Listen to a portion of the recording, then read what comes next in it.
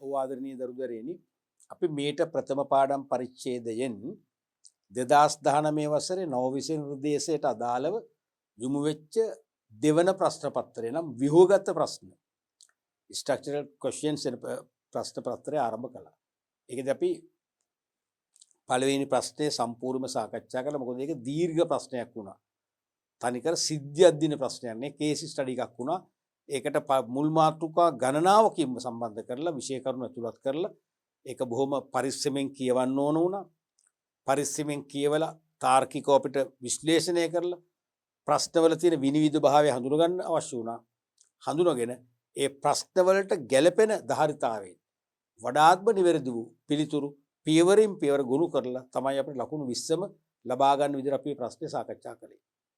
අපි අද උත්සාහ කරනවා ඒ 2019 නව නිර්දේශය යටතේ එන ආපු දෙවන ප්‍රශ්න පත්‍රයේ දෙවෙනි ප්‍රශ්නේ මුලින්ම සාකච්ඡා කරන්න. දෙවෙනි ප්‍රශ්නේ රෝමි ලක්කම් 1. කළමනාකරුවෙකු විසින් ප්‍රකාශ කරන ලද්දේ සමාගමේ අරමුණු හා සමාගම කෙරෙහි උනන්දු වන පාර්ශවයන්ගේ අරමුණු අතර ගැටුම්කාරී බව කළමනාකරුවන් හට අභියෝගයක් බවයි. තේරෙනවනේ?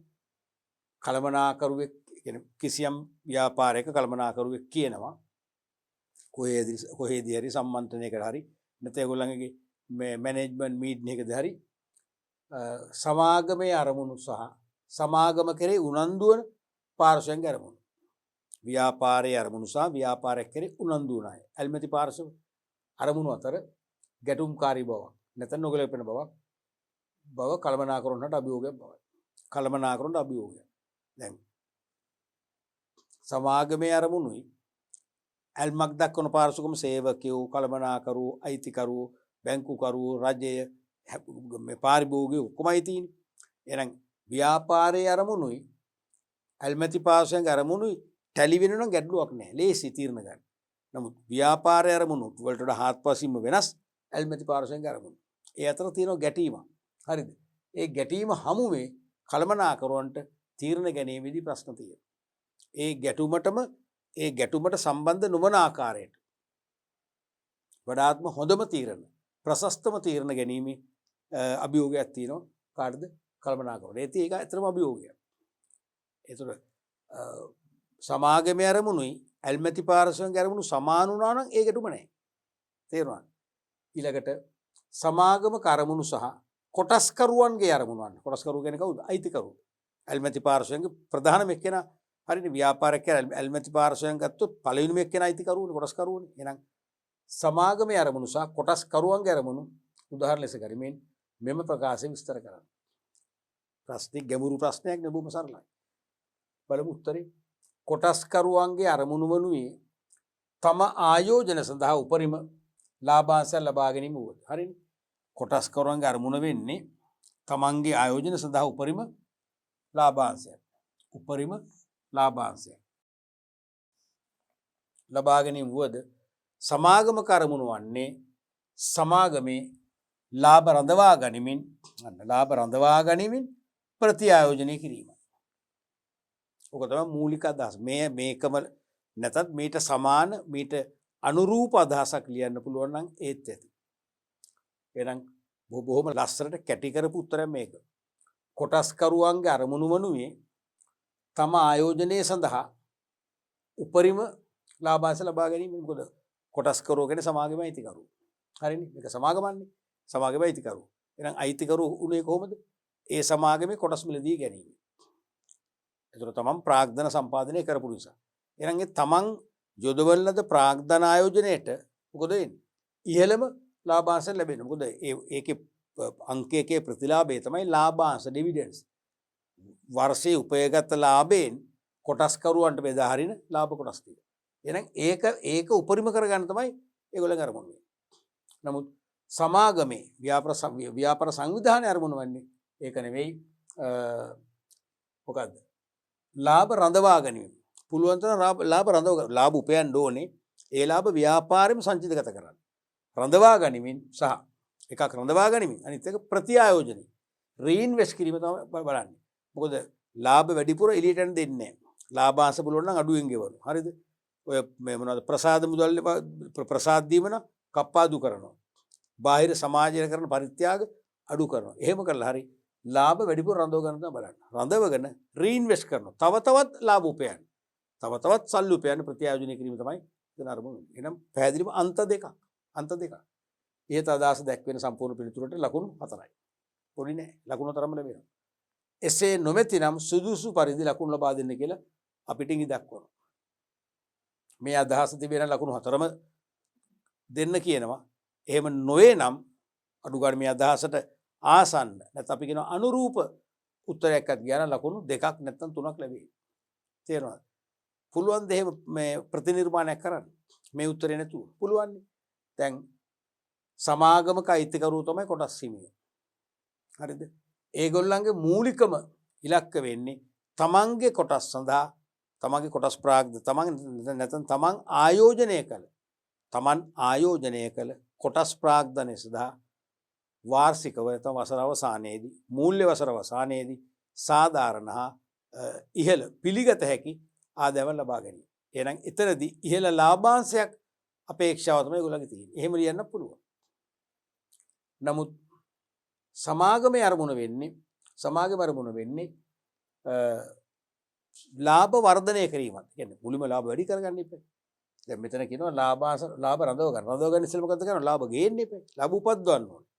එතන දැන් මෙතන ඒ අතින් අඩුපාඩුවක් තියෙනවා. අපිට පුළුවන් අපේ උත්තර දෙක නැති කරන්න.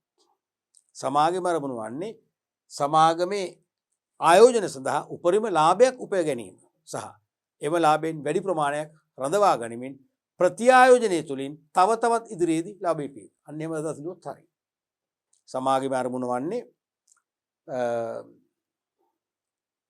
සමාගමේ අරමුණ වෙන්නේ තමන් වඩා සඵලදායි නැත්නම් කාර්යක්ෂම මාර්ගවල ආයෝජනය කරලා ඊටාම ඉහළ ලාභයක් උපයලා ඒ ඉහළ ලාභයෙන් වැඩි ප්‍රමාණයක් රඳවාගෙන ඉතිරි වැඩි ප්‍රමාණය ප්‍රත්‍යායෝජනය තුළින් ඉදිරියේදී තව තවත් අමතර ආදායම් උපදව ගැනීම.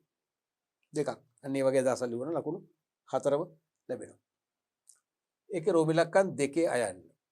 තිරසර සංවර්ධනය යන පැහැදිලි කරා. මතකනේ? Sustainable development. අද වන විට මුළු ලෝකයේම අවධානය යොමු වෙච්ච සංකල්පයක් තමයි තිරසර සංවර්ධනය. මොකද මුළු ලෝකයේම අද සම්පත් හිඟයක් තියෙනවා. මුළු ලෝකෙම උද්දමනකාරී තත්ත්වයක් තියෙනවා. තේරෙනවද?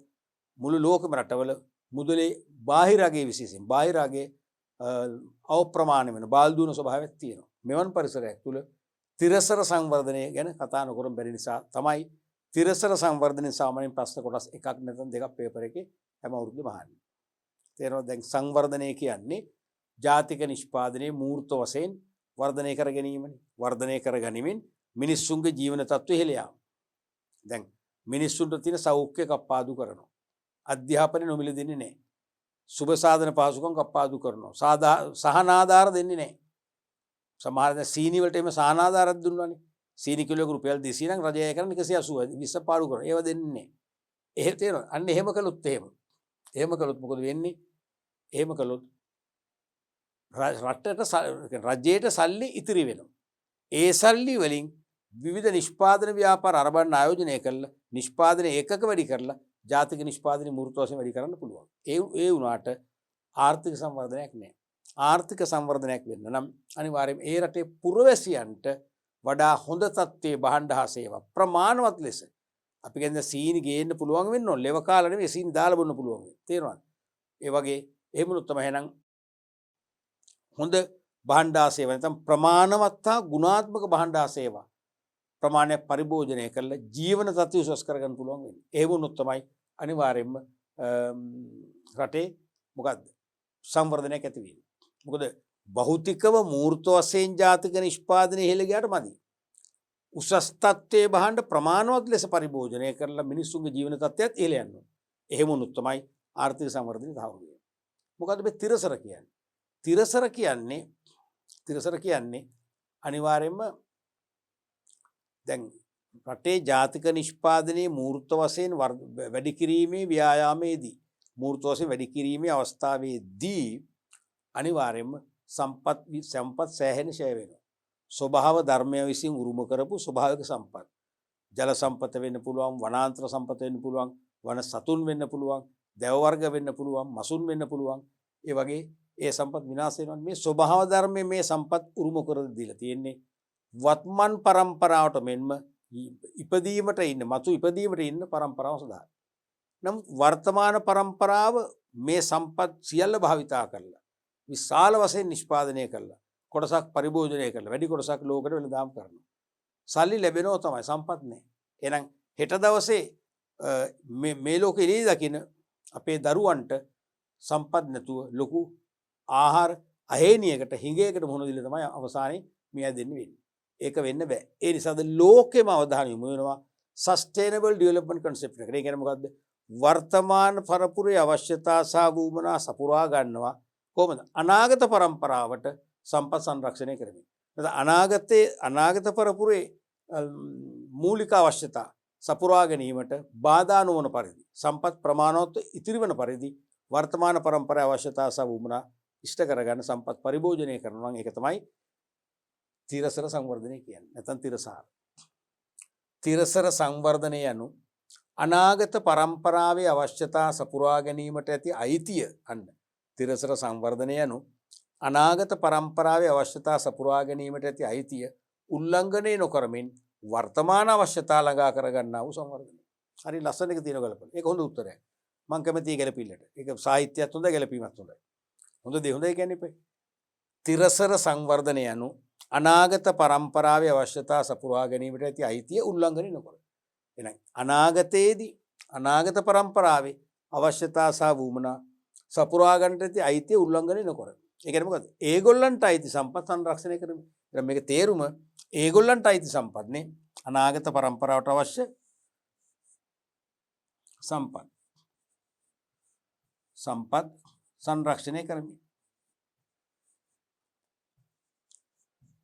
සම්පත් සංරක්ෂණය කරමින් කිව්වත් හරි, මේ විදිහට කිව්වත් හරි. හරිද? සම්පත් සංරක්ෂණය කරමින් කිව්වත් හරි, මේ විදිහට කිව්වත් හරි. මොකද්ද?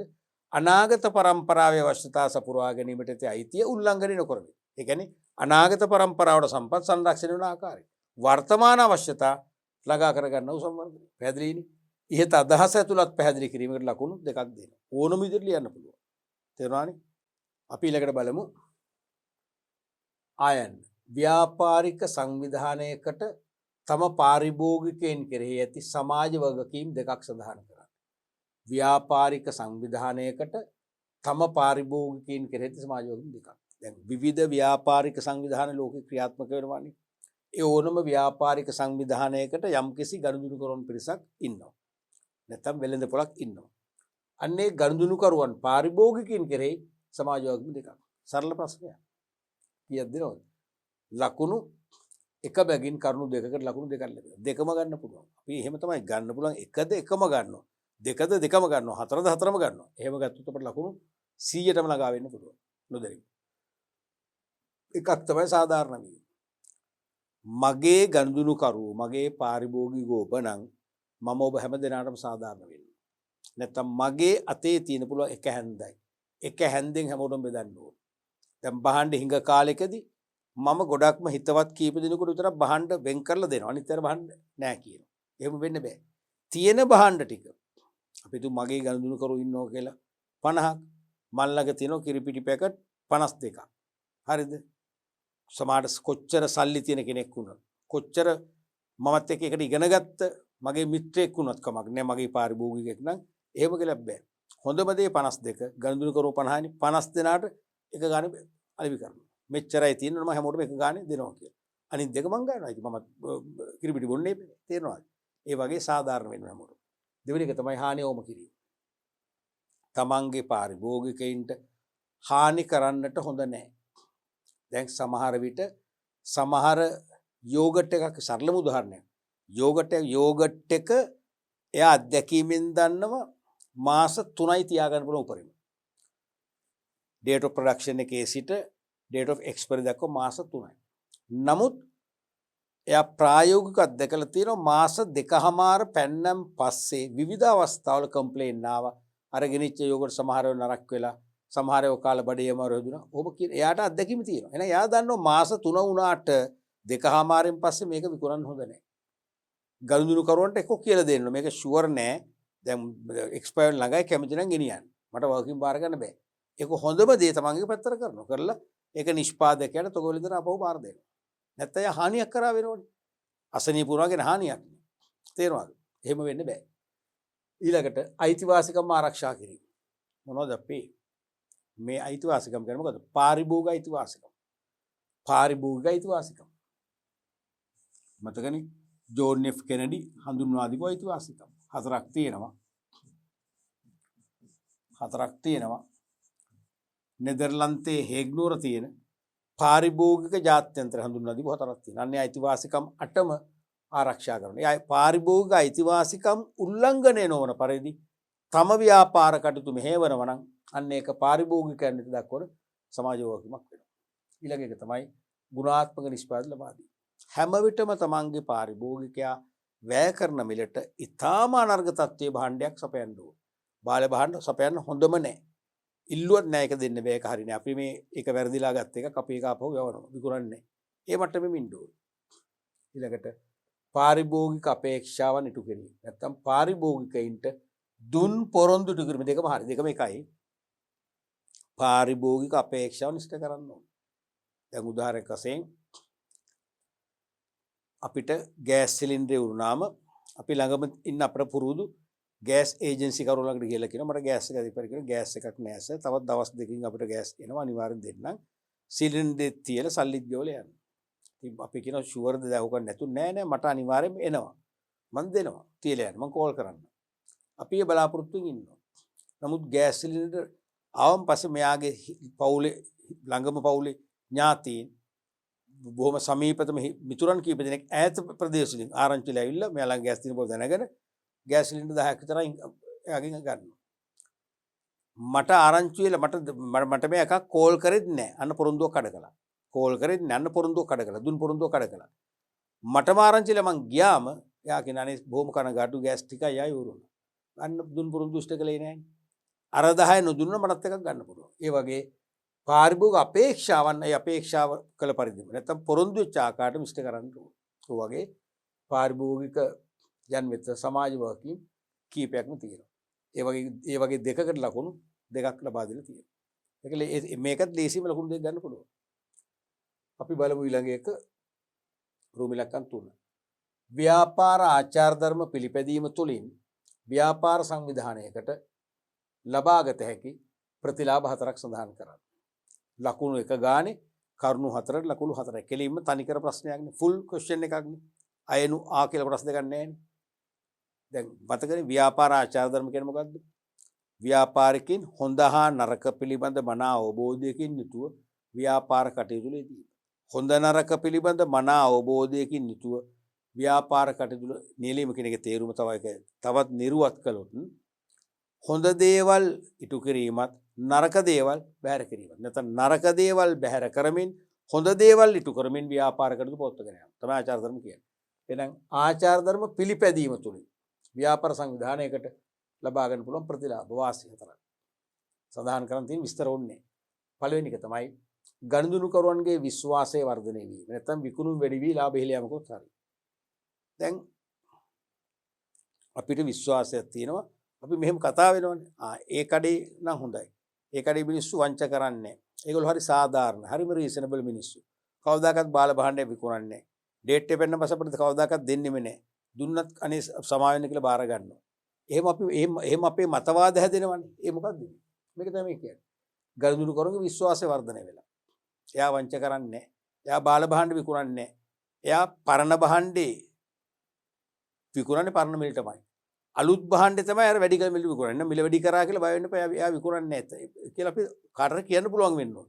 අපිට හිතන්න පුළුවන් වෙන්න ඕන. ඒක තමයි කියන්නේ පාරිභෝගික ගින්ගේ නැත්නම් ගනුදෙනුකරුවන්ගේ විශ්වාසය වර්ධනය වෙනවා. ඒ කියන්නේ විකුණුම් වැඩි වෙලා ලාභ ඉහළ යනවා. අනික ගනුදෙනුකරුවන් ආකර්ෂණයට රඳවා ගැනීමට හැකි වෙයි. ගනුදෙනුකරුවෝ ආකර්ෂණය වෙන්නේ එහෙමනේ. හොඳ ව්‍යාපාරිකුන් ආචාර ධර්මානුකූලව සක්‍රිය වෙන ව්‍යාපාරිකයෝ. ඒ කියන්නේ අසත්‍ය තොරතුරු ප්‍රකාශ කරන්නේ ව්‍යාජ ප්‍රචාරණයෙන් පාරිභෝගිකයා මම්මුලා කරන්නේ නැහැ. හරිද? ඒ වගේම භාණ්ඩ සංගවල හිඟ ඇති කරලා බ්ලැක් මාකට් ප්‍රයිසස් විකුණන්නේ නැහැ. අන්න ඒ වගේ තත්ත්වයක් න අපි කියනවා එන්නේ ඒ වගේ තත්ත්වයන් ඒ වගේ හේතු නිසා ගනුදෙනු කරන ඉක්මනින් ආකර්ෂණය කරගන්න පුළුවන්. ගෙන්න ගත්ත ගනුදෙනු කරව අපි ළඟ නවත්ත ගන්න පුළුවන්. නවත්ත ගන්නවා කියන්නේ එයා අපේ ගෙදර කන්න බොන දීලා තියාගන්න එක නෙවෙයි. එයා නැවත නැවතත් අපිත් එක්ක ගනුදෙනු කරනවා. අපෙන් පිට යන්නේ නැහැ. අපෙන් පිට මිලදී ගන්නේ නැහැ. ඊළඟට තරංකාරීත්වයට සාර්ථක මුහුණ දීමට හැකි වෙනවා. ආචාර ධර්ම අනුගමනය කරනකොට වැඩි පාරිභෝගිකයන්ගේ ආකර්ෂණ ලැබෙනවා. ආශිර්වාද ලැබෙනවා.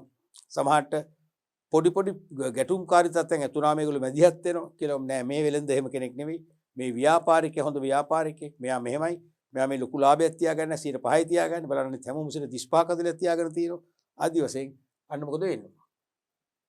තරංකාරීත්වයට සාර්ථක මුහුණ දීමේ හැකියාව ලැබෙනවා. මොකද එහෙම මත සමාජගත වෙනකොට තරංකරුවන් මොනතරම් ප්‍රචාරණයක් කළත් වැඩක් නැහැ. අපේ ව්‍යාපාරය ඊටාම හොඳ ව්‍යාපාරයක්. ව්‍යාපාරිකයා ඊටාම අවංක ව්‍යාපාරිකයෙක්. හොඳටම යාට ඕනේ ලාභෙනේ මිනිස්සුන්ට සේවය කරන්න කියන මතයක් සමාජගත වුණා. මොකද වෙන්නේ? තරංකරුවන්ට වඩා අපිට වැඩි වෙළඳපොළ කොටසක් දිනා ගන්න පුළුවන්කම ලැබෙනවා. ඒක තමයි තරංගයට සාර්ථකව මුහුණ දෙනවා කියන්නේ. 4. මනා මානව සම්පත් කළමනාකරණයක් පවත්වාගත හැකි වීම. හොඳට ආචාර ධර්ම පිළිපදින ව්‍යාපාරිකයෙක් නම් එයාට පුළුවන් සේවකයින් හොඳින් කළමනාකරණය කරගන්න. දැන් මම ආචාර ධර්ම පිළිපදින්නේ මමත් හොරකම් කරනවා. හොරකම් කළා තමයි මගේ ව්‍යාපාරයට ප්‍රතිආයෝජනය කරන්නේ. හරිද? මමත් වංචනිකයි. එහෙම හිතන්නකෝ. එහෙමනම් මගේ යට තියෙන සේවකව මට කන්ට්‍රෝල් කරන්න බෑ. නමුත් මම අවංක කෙනෙක් නම් කවදාකවත් බොරු කරන්නේ ගනුදෙනු කරන හැම දිනාටම ඇත්ත තමයි ක්‍රියාත්මක කරන්නේ. පරණ භාණ්ඩවල ඉතුරුලා තිබුණා මම ඒක විකුණන පරණ මෙලට. ඉවුරුනම් පස්සේ කියන දැන් ඉවරයි උන්න දැන් ඉඳන් යන්න අලුත් භාණ්ඩ.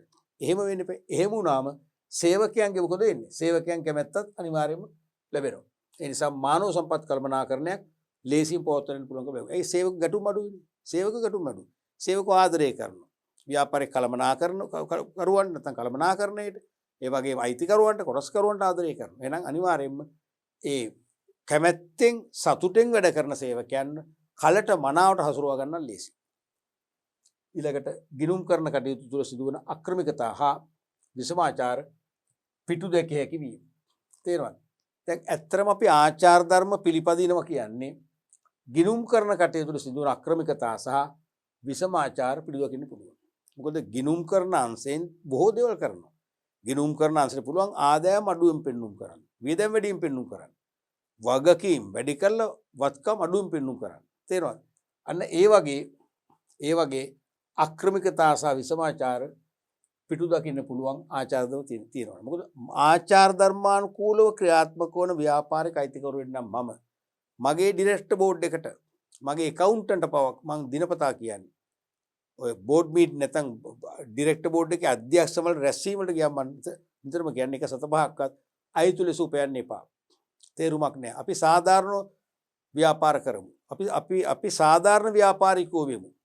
අපි මිනිස්සුන්ගේ උදාහසනට ලක් වෙන අපහාසයට ලක් වෙන ව්‍යාපාරිකයෝ වෙන්න අවශ්‍ය නැහැ කියන මතේනේ මම ගෙනියන්නේ. ඊළඟට ඒ නිසාම ගිණුම් කරන අංශයට කියන්න පුළුවන්. ඕගොල්ලෝ බොරුවට වියදම් වැඩියෙන් පෙන්නු කර සත්ත්ව වියදම් දාන්න. ආදායම් අඩු කරන්න එපා සත්ත්ව ආදායම් දාන්න. හරිද? එහෙනම් විකෘති වෙන්නේ නැහැ නිසා. ඊළඟට සේවක ආකර්ෂණය පහසු වෙනවා. මේ වගේ ආචාර ධර්ම අනුව කටයුතු කරන ව්‍යාපාරයක් කියලා දැනගත්තම විභව සේවකයෝ මතුවර එන්නේ ඉන්න සේවකෝ පවක් කැමැත්තක් දක්වන අපේ ඇතට වැඩ කරනවා. එහෙනම් අපි වේකන්සිස් පේජ් එකේ ඇඩ් එකක් දානකම් ඒගොල්ලෝ බලන් ඉන්නේ. අපේ අන්තර්ජාල වෙබ් පිටුවේ රැකියා බෑරතු දැන්නීම දානකම් බලන් ඉන්නේ. ඒ නිසා බොහොම ලේසියෙන් සේවකව ආකර්ෂණය කරන්න පුළුවන්. මොකද මම වුණත් කැමතිනේ ආචාර ධර්ම වලට පටහැනිව ක්‍රියා කරන ව්‍යාපාරයකට සම්බන්ධ වෙන්න මම කැමති නෑ. ඊළඟට ආයෝජකයන් පහසුවෙන් ආකර්ෂණය කරගත හැකි වීම. ආයෝජකුත් පහසුවෙන් අපිට ගෙන්න ගන්න පුළුවන්. මොකද ආයෝජකුත් කැමති ආචාර ධර්මානුකූලව යන ව්‍යාපාරයකට මිසක ආචාර ධර්ම වලින් බැහැර වූ ව්‍යාපාරයකට නෙවෙයි. ඒ නිසා ආයෝජකයන් ආකර්ෂණය කරගෙන තමන්ගේ මූල්‍ය අවශ්‍යතා සපුරා ගන්න පුළුවන්කම ලැබෙනවා. තේරෙනවද? ඔව්. තවද මේක ලියන්න පුළුවන් මේ නෛතික චෝදනා. දැන් ආචාර ධර්ම අනුගමනය කරන්නේ නැත්නම් හොර වැඩ කරන කිරුම් මිනුම් වංචා කරනවා. ඇසුරුම ගලවලා ඒකට බාල බහන කලවම් කරනවා. අන්න ඒ වගේ දේවල් සම්බන්ධයෙන් නෛතික චෝදනාත් අඩු වෙනයි. ඇත්තටම ආචාර ධර්ම පිළිපදිනවා කියන්නේ ඒව කරන්නේ නැහැ. ද්‍රව්‍ය කලවම් කළ ගුණත්ව බාල කිරීම කරන්නේ නැහැ. තේරුණාද? ඒ නිසා අනිවාර්යයෙන්ම එහෙම කළොත් අපිට පුළුවන් උසාවිය යන්න. උසාවියට ගිහලා උපරිම පනිෂ්මන්ට් එක දෙන්න පුළුවන්. ඒ නිසා අනිවාර්යයෙන්ම ආචාර ධර්ම පිළිපැදීමේදී වෙළඳ පොලෙන් බාහිරින් එල්ලවන නෛතික චෝදනා තමයි. ඒක ලියා ගන්න ඕනේ ප්‍රධාන එකක් නිසා.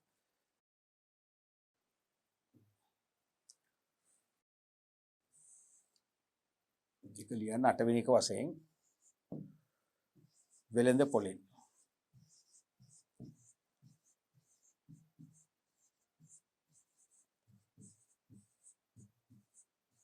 එල්ලවන නෛතික චෝදනා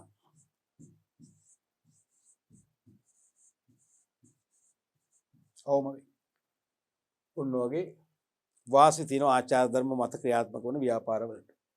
අපි බලමු ඊළඟ ප්‍රශ්නය රෝමිලක 4 යන්නේ. ශ්‍රී ලංකා ප්‍රමිති ආයතනය මගින් සුළු හා මධ්‍ය පරිමාණ ආයතන වෙත ලබා දෙන සේවා 4ක් සඳහන් කරන්න. ශ්‍රී ලංකා මතකනේ රජයේ සහ ව්‍යාපාර අතර අන්තර් සම්බන්ධතාවය කියන පාඩම මතක් වෙනවා. මම හැමදාම කියන දෙයක් තමයි ඔබ යම් සෑම ප්‍රශ්නයකටම ප්‍රවේශ වෙද්දී නම් ප්‍රශ්නයක් ඔබ කියවන විටම මොකද්ද මාතෘකාව? මොන මාතෘකාව එකකින්ද අහන්නේ? මොන පාඩම් ඒකකයෙන්ද මේ අහන්නේ කියන ආවර්ජනය එන්න ඕනේ. එහෙම වුණොත් තමයි සාර්ථකව ඔබේ මනසෙන් ඒ අදාළ ප්‍රශ්නට අදාළ උත්තර එළියට ගන්න පුළුවන් වෙන්නේ. නැත්තම් මනස විවර වෙන්නේ නැහැ. තේරුණාද?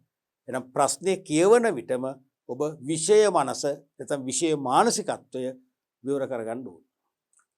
ශ්‍රී ලංකා ප්‍රමිති ආයතනය මගින් සුළු හා මධ්‍ය පරිමාණ කර්මාන්ත පරිමාණ ආයතන වෙත ලබා දෙන සේවා 4ක් සඳහන් කරනවා. මතකනේ 4 වෙනි පාඩම. එකක් තමයි ප්‍රමිති පිරිවිතර ලබා ගත හැකි වීම. සුළු හා මධ්‍ය පරිමාණ ව්‍යාපාරිකයන්ට ප්‍රමිති පිරිවිතර කියන්නේ තමන්ගේ නිෂ්පාදිත වලට ප්‍රමිති. නැත්නම් ප්‍රමිතිය සීමාවන්. ප්‍රමිති පිරිවිතර ලබා ගන්න පුළුවන්. ව්‍යාපාරිකයට ප්‍රමිති පිරිවිතරයක් හෙවත් ප්‍රමිතියක් හදාගන්න බැරි නම් අපි සාම්පල් දීලා පරීක්ෂා කරවගෙන ඒගොල්ලෝ කියනනම් ප්‍රමිතියක් නෑ අපි හදලා දෙන්නද කියලා අපි අපේ කැමැත්ත මත ඒගොල්ලෝ හදලා දෙනවා. ඒකම කියන්නේ. ලොකු වාසියක් ඒක. අනික පරීක්ෂණාගාර පහසුකම්. විශේෂයෙන්ම සුළු හා මධ්‍ය පරිමාණ ව්‍යාපාරිකයට තත්ත්ව පාලන අංශයක් නෑ. රසායනාගාර පරීක්ෂණ පහසුකම් නෑ. එතකොට බාහිර පෞද්ගලික රසායනාගාර සහ පරීක්ෂණ තියෙනවා. පර්යේෂණ ආයතන තියෙනවා. ඒවට ගියොත් විශාල ගාස්තුවක් ගෙවන්න ඕනේ. නමුත් ශ්‍රී ලංකා ප්‍රමිති ආයතනයේ රජයේ බලාධිකාරියක් වශයෙන් සුළු හා මධ්‍ය පරිමාණ ව්‍යාපාරිකයන්ගේ නිමැවුම් සාම්පල නැත්නම් නිමැවුම් වල නියදී බොහොම අඩු ගාස්තුවක් යටතේ පරීක්ෂා කරලා ඒකේ දුර්වලතා තිබේ නම් දුර්වලතා නිවැරදි කරගන්න ලිඛිත උපදෙස් අපේනවා. එහෙම නැත්නම් ඒක හොඳ මට්ටමේ හොඳ තත්ත්වයේ භාණ්ඩයක් කියලා සාතික කළ සාතිකීකුත් එක්ක අපිට ලබා ගන්න පුළුවන්. ඒක ලොකු වාසියක් වෙනවා. අනික ජාතික හා ජාත්‍යන්තර ප්‍රමිති සාතික ලබාගත හැකි වීම. ඔව්. දැන් සුළු හා මධ්‍ය පරිමාණ ව්‍යාපාර වලට සුළු හා මධ්‍ය පරිමාණ ව්‍යාපාර කරන්න කියලා නෑනේ ක්වොලිටි භාණ්ඩ හදන්න පුළුවන්. දැන් දුප්පත් පොහොසත් කියලා ભેදයක් නෑ. දුප්පත් ගෙදරක ඉන්න දුප්පත් අම්ම කෙනෙකුගේ කෑම අතිශය මොකද වෙන්නේ? රහ වෙන්න පුළුවන්. ප්‍රනීත වෙන්න පුළුවන්. පොහොසත් ගෙදරක ඉන්න පොහොසත් අම්මගේ කෑම රහ නොවන්න පුළුවන්. මොකද ඒගොල්ලෝ ගොඩක් වෙලාට එළියට ගිහිල්ලා විවිධ හෝටල් වලින් හෝටල් වල කෑම රහ බලන අයත් ගුණේ නැහැ. තේරෙනවද? එහෙමනේ වෙන්නේ. ඒ නිසා සුළු හා මධ්‍ය පරිමාණ ව්‍යාපාර වලට අයිතියක් තියෙනවා තමන්ගේ භාණ්ඩ වලට. කොදේශීය ප්‍රමිතියක්, එක්ක අන්තර්ජාතික ප්‍රමිතියක් අරගෙන වෙළඳ පොළ තුල මොකද එන්නේ? ඉහළට යන්න අයිතියක් තියෙනවා. ඒ අනුව එහෙනම් එක්ක ජාතික, ඒ කියන්නේ ලංකාවේ දේශීය ප්‍රමිති කියන්නේ ජාතික නැත්නම් ජාත්‍යන්තර ප්‍රමිති සාතික ලබා ගන්න පුළුවන් තමන්ගේ භාණ්ඩ වලට. ඊළඟට ප්‍රමිතිකරණය සහ තත්ත්ව පාලනය පිළිබඳ පුහුණු වීම. සුළු හා මධ්‍ය පරිමාණ ව්‍යාපාර වලට ප්‍රමිති අනුගමනය කරමින් ඒ අනුගමනය කරන ප්‍රමිති තත්ත්ව පාලනයට භාජනය කරමින් වඩා උසස් තත්ත්වයේ භාණ්ඩ නිපදවන්න ඕන නම් එනම් ප්‍රමිතිකරණයේ තත්ත්ව පාලනය පිළිබඳ උපදෙස් ගන්න පුළුවන් පුහුණුවක් ලබන්න පුළුවන්. පුහුණුවක් ලබා දීමක් කරනවා. විශේෂයෙන් දවස් 2ක 3ක වැඩමුළු පවත්වන කෙලින්ම ලංකාවේ නිෂ්පාදකයන්ට අන්නේ ප්‍රමිතිකරණ සහ තත්ත්ව පාලන පුහුණුව ලබා දෙන්නයි. ඊළඟට පුස්තකාල සේවා. ඇල්විටිගල මාවතේ වික්ටෝරියා ඇවිනියු කියන තියෙන ප්‍රමිති ආයතන මම හැමදාම තන කියනවනේ. එතනට ගිහිල්ලා බලන්න එක දවසක් හරි ඒව ජීවිතේ නැත්තම් ඔබ ජීවිතේ ඔබ විඳින්නේ නැහැ. ඔබ ව්‍යාපාර අධ්‍යයනය කරනවා නම් ව්‍යාපාර අධ්‍යයන විෂයට සම්බන්ධ වෙළඳ ලෝකේ අපිට යන්න පුළුවන් හැමතැනට ඔබ පීනා ගන්න ඕන. ඒක තමයි අපි ජීවිතේ විඳිනවා වගේම විෂය විඳිනවා කියන්නේ. විෂය විඳිනවනේ එතකොට විඳවන්නේ නැහැ. අපි එතනකට ගියාම නිකම්ම ප්‍රමිති ආයතනය ගන්න අපිට මතක් වෙනවා. මතක වෙන්නේ නැහැ ප්‍රමිති ආයතනේ පරමාර්ථ හෙවොත් පුළුවන්. කාරණා හෙවොත් පුළුවන්. තේරුණාද? එහෙනම් එතනට එක දවසක හරි යන්න පුස්තකාලේ බලන්න. ඒ පුස්තකාලේ තියෙන රටවල් ගණනාවක ප්‍රමිතිකරණයේ සම්බන්ධ පතපොත, තත්ත්ව පාලන ක්‍රම, ලෝකේ දියුණුම තත්ත්ව පාලන ක්‍රම අනුගමනය කිරීමෙන් ලෝකේ බිඳ වැටිච්ච ව්‍යාපාර නැවත නැගිටිච්ච ආකාරය හරි සාර්ථකයි. ගියාම සතුටක් ලැබෙයි. හැබැයි දුකකුත් tie කියවන පිරිස අඩුයි. ප්‍රයෝජන ගන්නෑ. ඊළඟට තොරතුරු සේවා. වෙනම මේකේ තොරතුරු කවුලුවක්. ඉන්ෆෝමේෂන් මොකද වින්ඩෝ එකක් තියාගෙන ප්‍රමිතිකරණය සම්බන්ධයෙන් තත්ත්ව පාලනය සම්බන්ධයෙන් දැන් සමහරට අපිට ප්‍රමිතියක් ගන්න ඕනේ. SLS ලාංඡනය ගන්න ඕනේ. ගන්න හැටි දන්නේ. අපි ව්‍යාපාර දිනේට BS කරලා නැහැ. එහෙනම් මෙතනට යන තොරතුරු ගන්න පුළුවන්. ඒ වගේ සුළු හා මධ්‍ය පරිමාණ ව්‍යාපාරවල විශේෂයෙන්ම සේවා කීපයක් සලසනවා. එහෙනම් ලකුණු භාගෙ ගානේ මේ වගේ කරුණු 4කට ලකුණු 2ක්ම ලැබෙනවා. ලකුණු භාගයේ ගානේ කරුණු 4ට ලකුණු 2ක්ම ලැබෙනවා. මේක තව එකක් ලියන්න පුළුවන්. මොකද දන්නවද? දැන් සුළු හා මධ්‍ය පරිමාණ කර්මාන්තවල නිමවුම් වලට විදේශ ඉල්ලුම අඩුයි. මහා පරිමාණ ව්‍යාපාරනේ ප්‍රසිද්ධ. ඒගොල්ලෝ අන්තර්ජාලය ඔස්සේ නැත්නම් සමාජ ජාල ඔස්සේ ඒගොල්ලෝ බහන ලෝකෙ ප්‍රචාරය කරා. මෙයාට එහෙම කරන්න සල්ලිත් නැහැ. අනික තේරෙත් සල්ලිත් නැහැ. අනික පිළිගැනීමත් අඩුයිනේ. පිළිගැනීමත් අඩු නම් අපි ප්‍රචාරණය කළ වැඩක් නැහැ.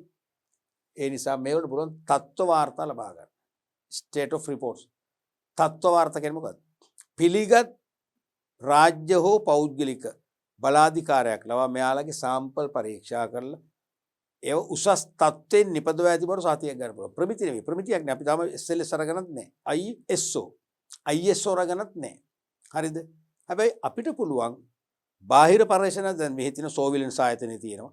ඒ වගේම ඇමරිකා අන්ඩර්රයිටර්ස් ඇක්‍රිඩේෂන් කියන ආයතන ඒජන්සියක් තියෙනවා. ඒ වගේ බාහිර පර්යේෂණ ආයතනට ගිහිල්ලා අපිට පුළුවන් අපේ නිෂ්පාද්‍ය පරීක්ෂා කරලා ප්‍රමිතිය නෑ. අපි තාම ප්‍රමිතිකරණ දන්නෙත් නෑ.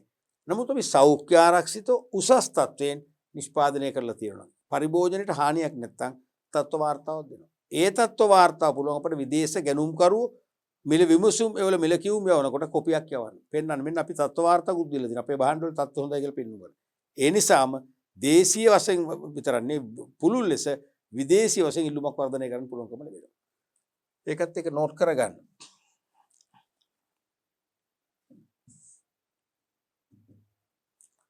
අටවෙනි කාසෙන් අපි ලියමු අපනයන.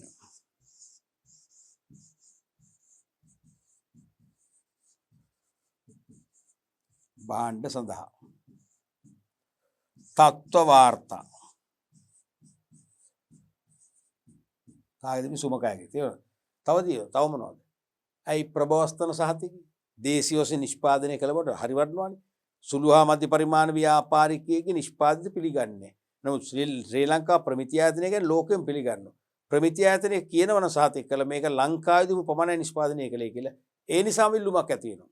මොකද පිටරට අය භාණ්ඩ ගන්නේ ඒවා ලාංකික භාණ්ඩ නිසා. ලාංකික නොවන ගන්නෑ. තේරෙනවද? එහෙනම් ප්‍රබවස්ථාන සහතික.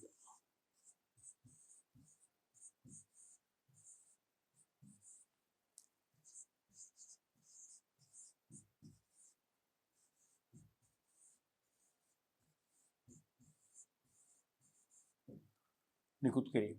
හරිනේ. අපි යමු ඊළඟ ප්‍රශ්නෙට. ආයන් ශ්‍රී ලංකා මහ බැංකුව මගින් මූල්‍ය ප්‍රතිපත්ති ක්‍රියාත්මක කිරීම සඳහා භාවිතා කරනු ලබන ප්‍රතිපත්තිමය පොලි අනුපාත වර්ග දෙකක් විස්තර කරන්න. සාමාන්‍යකෝ නිතර අහන ප්‍රශ්නයක්. ශ්‍රී ලංකා මහ බැංකුව මගින් මූල්‍ය ප්‍රතිපත්ති ක්‍රියාත්මක කිරීම සඳහා භාවිත කරනු ලබන ප්‍රතිපත්තිමය පොලි අනුපාත වර්ග දෙකක්.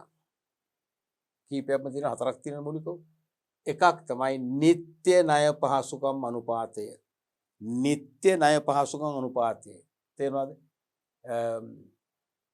ස්ටෑන්ඩින් ලෙන්ඩින් ෆැසිලිටි රේට් කියන එක. ස්ටෑන්ඩින්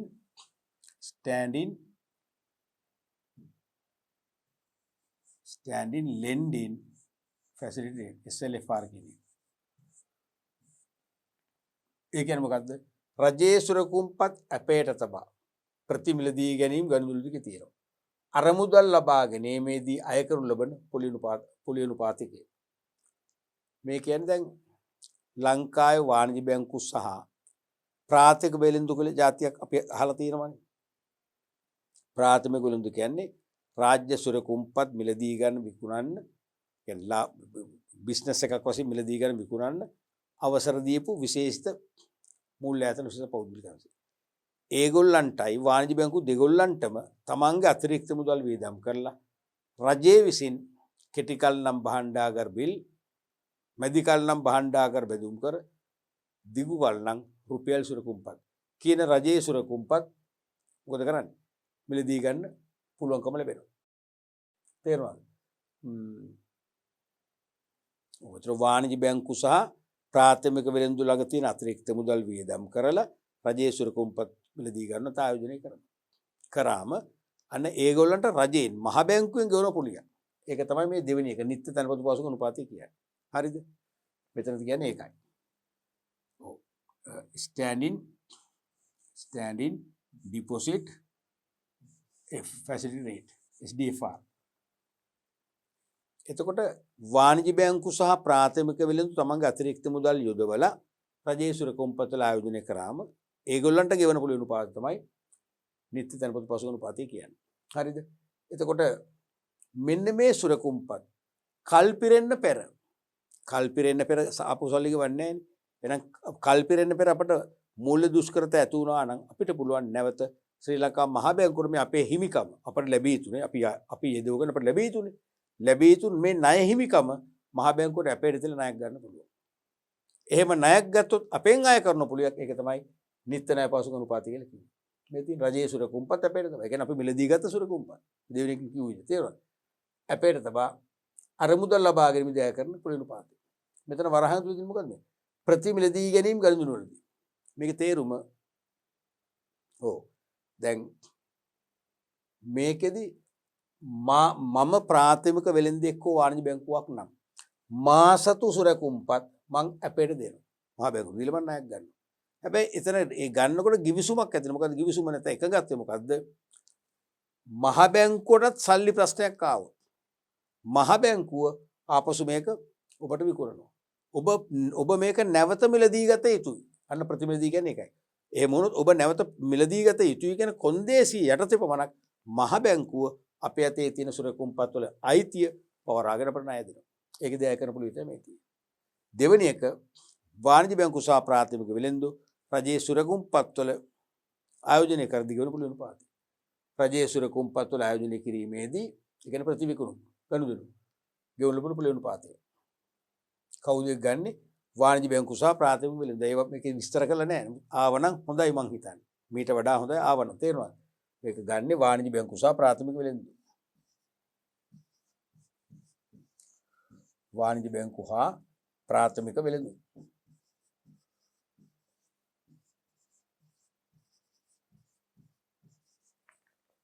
තුන්වෙනි එක බැංකු පොලි අනුපාතය. ඒක සාමාන්‍ය කෙනෙක් බැංකු පොලි අනුපාතය කියන්නේ මහ බැංකුව වාණිජ බැංකුව වලට ණය ලබා දීමේදී නැත්නම් අත්තිකාරම් ප්‍රදානය කිරීමත් හරි. මහ බැංකුව වාණිජ බැංකුව වලට ණය ලබා දීමේදී නැත්නම් ණය ලබා දීමේදී අය කරන පොලි අනුපාතය. නැත්නම් අත්තිකාරම් ලබා දීමේ ප්‍රදානය කරනවා. මේ මොකද්ද ණය සහ අත්තිකාරම් අතර වෙනස? මෙහෙමයි දැන්. මහ බැංකුව වාණිජ බැංකුවට ණය සපයනවා. සමහරට ණය සපයන්න අවශ්‍ය විධිවිධාන ඉෂ්ට කරගන්න ටිකක් කල් යනවා නම් ඉල්ලන ණයෙන් 25% වගේ කොටසක් ඇඩ්වාන්ස් එකක් වශයෙන් දෙන මුලින්. ඒක ණයක්ම තමයි. එකම දේ තම කම්ප්ලීට් උන්නේ නැහැ නේ. ණයෙන් කොටසක් නේ ඒක තමයි අත්තිකාරම් කරන්නේ. ඒකට පුළුවන් එකයි කරනවා. ඒකයි මේ කිව්වා මහ බැංකුව වාණිජ බැංකුව ණය දීමේදී පරායන තුල අත්තිකාරම් ප්‍රදානය කිරීමේදී අය කරන පොලි අනුපාතය. මේ පොලි අනුපාතය වැඩි කළ වහම මොකද වෙන්නේ?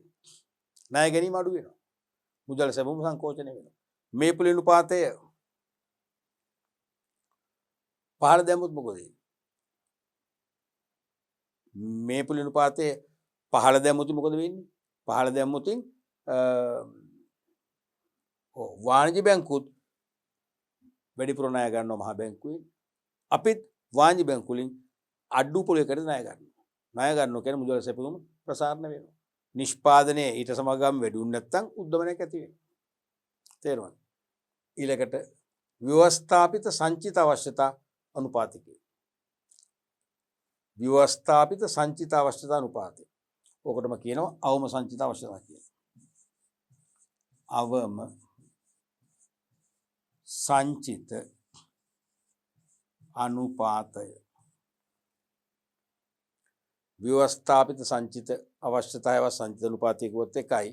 අවම සංචිත අනුපාතයවත් අවම සංචිත අවශ්‍යතාවයත් එකයි. එහෙනම් ව්‍යවස්ථාපිත සංචිත අවශ්‍යතා අනුපාතය. මේ කියන්නේ වාණිජ බැංකුව විසින් තම තැන්පතු සඳහා මහ බැංකුවේ තැන්පත් කළ යුතු සංචිත අවශ්‍යතා. පැහැදිලිද දැන මේ කියන එක? වාණිජ බැංකුව විසින් තම තැන්පතු සඳහා කමන්නේ. කියන්නේ සෑම වාණිජ බැංකුවම තමන් සතු මුළු තැන්පතු ධාරිතාවෙන් සල්ලි වලින් මහ බැංකුවේ අවම වශයෙන් තැන්පත් කළ යුතු බවට මහ බැංකුව නියම කරන සීමාව තමයි මේ අවම සංචිත අවශ්‍යතා කියන්නේ.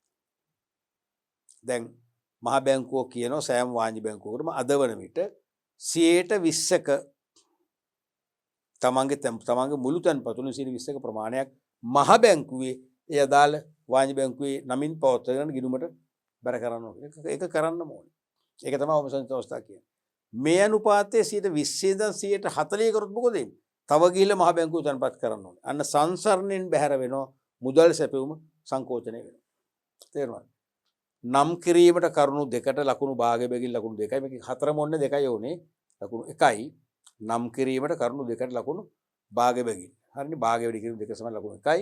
විස්තර කිරීමට ඒ ලකුණු භාගය වැඩි කිරීම කරුණු දෙක සමාන ලකුණු එකයි ලකුණු දෙකයි. මේක ඉතින් ලොකු ප්‍රශ්නයක් නේ. බොහොම කෙටියෙන් විස්තර දැක්කද මේ දෙකක් විස්තර කරන්න. කෙටියෙන් විස්තර කරනකොට මේ වගේ ඉතාලම කෙටියෙන් විස්තර කරන්න ඕනේ. පැහැදිලිනේ? අපි යමු ඊළඟ ප්‍රශ්නෙට. ප්‍රෝමිලක්කම් 5 පාරිභෝගික කටයුතු පිළිබඳ අධිකාරියේ අරමුණු 4ක් විස්තර කරන්න.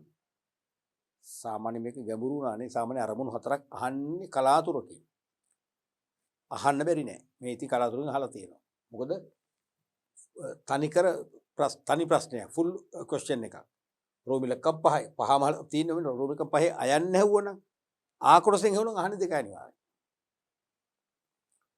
පාරිභෝගික කටයුතු අධිකාරියේ අරමුණු 4ක් විස්තර කරන්න. දැන් මේකේ ගැටලුව මේකයි. මේ 19 අවුරුද්දනේ 19 වර්ෂයේ පේපර් එක හදද්දී මොකද්දෝ මන් දන්නේ මානසිකත්වයක් වෙලා අරමුණු කාර්යෙන් පටලන් තියෙනවා. ඔය ඉස්සෙල්ලත් වාස්තික පේපර් එක පළවෙනි ප්‍රශ්න පත්‍රය කරද්දිත් ඔහොම ගැටලුවක් ආවා. අපනයන සංවර්ධන මණ්ඩලයේ අරමුණු හැවුවා. අරමුණු දෙකක්. නමුත් උත්තර තියෙන කාර්යයන්. මොකද EDB එකෙත් අරමුණු වෙනම තියෙනවා. කාර්යයන් වෙනම තියෙනවා. පාරිභෝගික කටයුතු පිළිබඳ අධිකාරියත් අරමුණු 4ක් තියෙනවා. කාර්යයන් ගොඩක් තියෙනවා. නමුත් මෙතන ගොඩක් වෙලාට තියෙන්නේ කලවේ තියෙනවා. මෙතනත් ඒ අරමුණු කාර්යයන් මාරු කරලා ඒ කියන්නේ මිශ්‍ර කරලා තමයි උත්තර හදලා තියෙන්නේ. ඒක ඉතින් ටිකක් නෙවෙයි මට නම් ගොඩක්ම හොඳ නැහැ. මේ අරමුණු නම් අර මොකද හේතුව මට තියෙන ගැටලුව හරියටම විෂය දැනගෙන ඉගෙන ගන්න ළමයා. අරමුණු වෙනම තියෙනවා, කාර්යයන් වෙනම තියෙනවා. දන්න කෙනා මේක ලියන අරමුණු. එතකොට පරීක්ෂකවරු ඒ ගැන නොසලකා මාකින් ස්කීම් එක මතම රඳමින් ලකුණු දුන්නොත් සමහරට අරමුණු කපලා දාන්න පුළුවයි. මෙතන දැන් ඒ අරමුණු නැත්තම් හරිද? කපලා දාන්න පුළුවන්. එහෙම දෙයක් වුණා මේ 19 අවුරුද්දේදී. හැම අවුරුද්දෙම වෙන එකක් නෑ. දැන් 20 21 එහෙම ප්‍රශ්න උනේ නෑ. 22 කිසිම චකිතයක් නෑ. එහෙම වෙන්නේ නෑ. පළවෙනි එක පාරිභෝගිකයන්ගේ ජීවිත හා දේපළවලට උපද්‍රවයක් සිදුවන භාණ්ඩ අලෙවි හා සේවා සැපීමට එරෙහිව වුන් ආරක්ෂා කිරීම. ඒක හරි. ඒක අරමුණක් තමයි පැහැදිලි. ඕක තමයි පාරිභෝගික අධිකාරී පනතේ පළවෙනි අරමුණ වශයෙන් දක්වලා තියෙන්නේ. පාරිභෝගිකයන්ගේ ජීවිතවලටයි දේපළවලටයි. එකක් අපේ ජීවිතවලට හානි වෙන්න පුළුවන්, මේ යන්න පුළුවන්, තුවාල වෙන්න පුළුවන්, දේපළවලට විවිධ හානි වෙන්න පුළුවන්. ඒ ජීවිත හා දේපළවලට උපද්‍රවයක් හානියක් කියන එක නැත්නම් සිදුවන භාණ්ඩ අලෙවිය හෝ සේවා සැපීමට එරෙහිව අපිව ආරක්ෂා කිරීම තමයි පළවෙනි අරමුණ. මොකද ඇතැම් භාණ්ඩ හා සේවා පරිභෝජනය තුලින් තමයි අපේ ජීවිත විනාශ වෙන්නේ. අපේ දේපළ විනාශ වෙන්නේ. ඒකයි මේ කිව්වේ පාරිභෝගිකයන්ගේ ජීවිත හා දේපල වලට උපද්‍රවයක් සිදු විය හැකි භාණ්ඩ හා සේවා සැපීමට එරෙහිව අපිව ආරක්ෂා කිරීම තමයි පළවෙනි අරමුණ. දෙවෙනි එක තමයි අසාධාරණ වෙළඳ පිළිවෙත් වලට විරුද්ධව පාරිභෝගිකයන් ආරක්ෂා කිරීම සහ පාරිභෝගිකයන්ගේ අයිතිවාසිකම් වලට නිසි සැලකිල්ල දැක්වීම සාතික වීම. ඒකත් අරමුණක්. දැන් වෙළඳ විවිධ අසාධාරණ පිළිවෙත් අනුගමනය කරනවානේ. භාණ්ඩ තොග සංගවගෙන නැහැ කියනවා.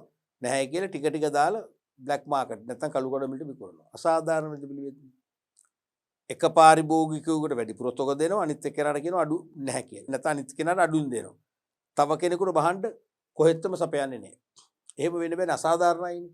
අන්න ඒ වගේ අසාධාරණ වෙළඳ පිළිවෙත් වලට විරුද්ධව පාරිභෝගිකයන් ආරක්ෂා කිරීම හා පාරිභෝගික අයිතිවාසිකම් වලට නිසි සැලකිල්ල දැක්වීම සාතික වීම තමයි දෙවෙනි අරමුණ වෙන්නේ.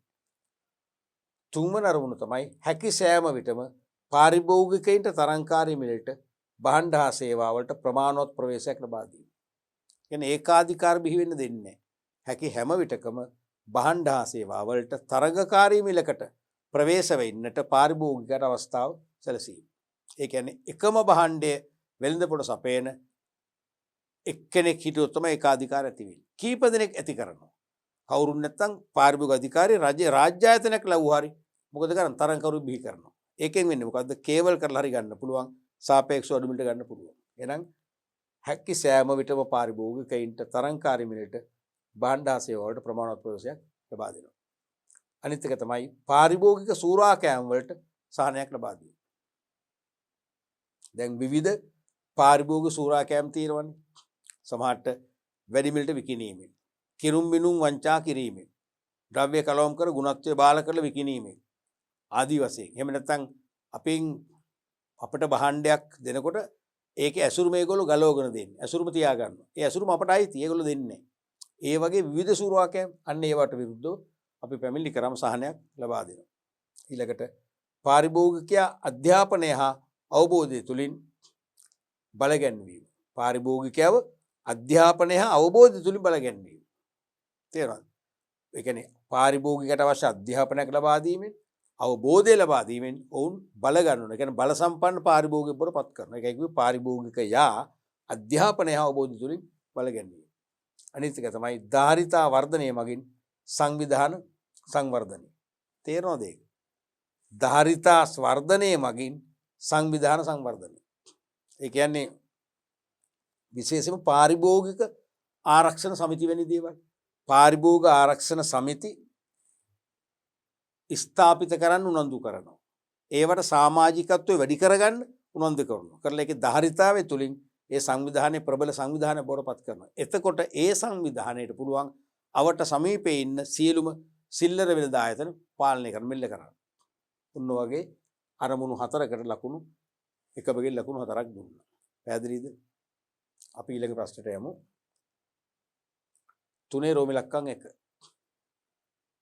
බේකරි නිෂ්පාදනයට අවශ්‍ය යෙදවුම් මිල ඉහළ යාම නිසා බේකරි හිමියෙකු හවුල් ව්‍යාපාරයක් පිහිටුවා අතිරේක ප්‍රාග්ධනය සපයා ගැනීමට තීරණය කරන ලදී. මෙම තීරණයේ ඇති වාසි 4ක් විස්තර කරන්න. ප්‍රශ්නේ පැහැදිලිනේ? තනි ප්‍රශ්නයක් මේක. රෝම ඉලක්කම් 1. බේකරි නිෂ්පාදනයට අවශ්‍ය යෙදවුම් මොනවද? පාම් පිටි වෙන්න පුළුවන්, යීස්ට් වෙන්න පුළුවන්. ඒ වගේ යෙදවුම් වල මිල ඉහළ යාම නිසා බේකරි හිමියෙකු හවුල් ව්‍යාපාරයක් පිහිටුවා අතිරේක ප්‍රාග්ධනය සපයා ගන්න තීරණය කළා. යෙදවුම් මිල ඉහළ ගියා. දැන් පාන් ඇතුළු බේකරි නිෂ්පාදනය කරන්න සල්ලි මදි. ඒ නිසා හවුල් ව්‍යාපාරයක් පිහිටුවලා තව කෙනෙක් හරි දෙන්නෙක් හරි හවුල් කරන් ඒගොල්ලන්ගෙන් ප්‍රාග්ධනය පුළුල් කරගෙන මේ ප්‍රශ්න මුහුණ දෙන්න බලනවා. මෙම තීරණයේ ඇති වාසි 4ක් විස්තර කරන්න. එහෙනම් හවුල් ව්‍යාපාරයක් බවට පත් කරගත්තම ලැබෙන වාසි 4ක්. එකක් මොකද්ද? වැඩි ප්‍රාග්ධනය රැස් කරගන්න පුළුවන්. එහෙනම් මේකේ පළවෙනි අරමුණ වෙන්නේ ඒකනේ. යෙදවුම් වල මිල ඉහළ ගියා. අපිට වෙනද නිෂ්පාදන මට්ටමම පවත්වාගෙන යන්න නම් අනිවාර්යයෙන්ම තව නිෂ්පාදන ධාරිතාවය වැඩි කරන්න වෙනවා. තේරෙනවද? එහෙනම් අනිවාර්යයෙන්ම අමතර ප්‍රාග්ධනයක් අවශ්‍ය වෙනවා. එහෙනම් හවුල් ව්‍යාපාරයක් බවට පත් කිරීමෙන් සෙසු හවුල්කරුවන්ගෙන් කිසියම් වූ ප්‍රාග්ධන දායකත්වයක් ගත්තොත් අපේ මූල්‍ය දුෂ්කරතාවය නැති වෙනවා. දෙවෙනි එක තමයි කීප දෙනෙකුගේ හැකියාව හා දක්ෂතා එකරාශී කරගත හැකි වීම. දැන් මෙතෙක් තනියමනේ කලේ. නමුත් හවුලක් වුණාම කීප දෙනෙක්ගේ සම්බන්ධ කරන් කීප දෙනෙක්ගේ දක්ෂතා ඒ වගේම හැකියාවන් ඒක රාශී කරගෙන ඒවෙන් ප්‍රයෝජන ගන්න පුළුවන්. අනික වගකීම කීප දෙනෙකුට බෙදී යාම. අසීමිත වගකීමන්නේ තනි ව්‍යාපාරික වගකීම අසීමිතයි. නම් මෙතන අසීමිත වුණාට අපි දැන් හවුල්කරු 5 දෙනෙක් විතර ඉන්නවා. එදා මං තනිව වගකීම් දරුවා. දැන් සෑම වගකීමක්ම 5 දෙනාටම බෙදලා යනවා. තුනී වෙලා යනවා එහෙනම්. සාමූහික වගකීම නිසා ඇතිවන උනන්දුව හා කාර්යක්ෂමතාව වැඩි වීම. අන්න ඒක තව ප්‍රශ්නයක්. සාමූහික වගකීම මතකද? අපි තීරිපාටිත් කතා කරා ලංකාවේ තියෙන සාමාන්‍ය හවුල් ව්‍යාපාර විතරයි කිව්වා. සාමාන්‍ය හවුල් ව්‍යාපාරයක හවුල්කරුවන්ගේ වගකීමේ ස්වභාවය කියලා මම පුංචි ඒකකයක් කතා කරා. ඒක සිලබස් එකේ එහෙම ඒකකයක් කරන්න කියලා නෑ. නමුත් ඒ මම හැදූ මාතෘකාවෙන් අදාළ කතා කර විෂය කරු සිලබස් එකේ තියෙනවා. මගේ විෂය කරු ප්‍රබලත්වයට පත් කරන් තමයි මම මාතෘකාවක් හැදුවේ. මං කියන එක තේරෙනව නේද? එතකොට මොකද මං කරේ හවුල් සාමාන්‍ය හවුලක හවුල්කරුවන්ගේ වගකීමේ ස්වභාවය. මොකද මං කිව්වා අසීමිතයි සාමූහිකයි ඒකාබද්ධයි. අසීමිතයි සාමූහිකයි ඒකාබද්ධ. කාරණා තුනක් කිව්වා. ඒක තමයි අහන්නේ. සාමූහික වගකීම. ඒ කියන්නේ මොකද්ද? එක් හවුල්කරුවෙකු තීරණයක් ගන්නෙ, වැඩ කරන්නේ, වග කියන්නේ සියලුම හවුල්කරුන් වෙනුවෙන්. එක් හවුල්කරුවෙකුගේ ක්‍රියාවකින් බාහිර පාර්ශ්වයකට අගතියක් වුණා නම්, මූල්‍ය අලාභයක් වුණා නම් ඒකට සියලුම අය සාමූහිකව කියන්න ඕනේ. මෙන්න මේ නිසා හවුල්කරු අතර උනන්දුව වැඩි, කාර්යක්ෂමතාවය වැඩි. මොකද මම දන්නවා මම කරන දේෙන් අවාසියක් වුණොත් හැමෝටම බලපානවා. මම ඒක අවාසියක් නොවන වැඩ කරනවා. අන්න මං උනන්දු වෙනවා. තේරුණාද? දැන් මම කරන දේෙන් මට විතරක් නම් හානි මං සමහර උනන්දු වෙන්නේ නැහැ. කමන්නේ නැහැ. පාඩුවක් වුණොත් මං දරා ගන්නවා. දැන් බෑනේ. මගේ ක්‍රියාව නිසා අලාභහානියක් වුණොත් අනිත් අය බලපාන සාමූහිකව වගේ. ඒගොල්ලන්ට ඒතර ඒ මම නිසා මගේ වරදක් නිසා ඒගොල්ලන්ට කිසියම් අලාභයක් කරන එක පවුනේ. එහෙම කියලා මම උනන්දු වෙනවා. එහෙම වැරදි නොවන ආකාරයෙන් නියමාකාරව වැඩ කරන්න. ඊළඟට අලාභයක් ලැබුවොත් එම අලාභය කීප දිනකට බෙදිලා යනවා. අලාභයක් ලැබුණොත් ඒක කීප දිනකට බෙදෙනවා. එහෙනම් එක්කෙනෙකුට දරන අලාභය චූටි වෙනවා.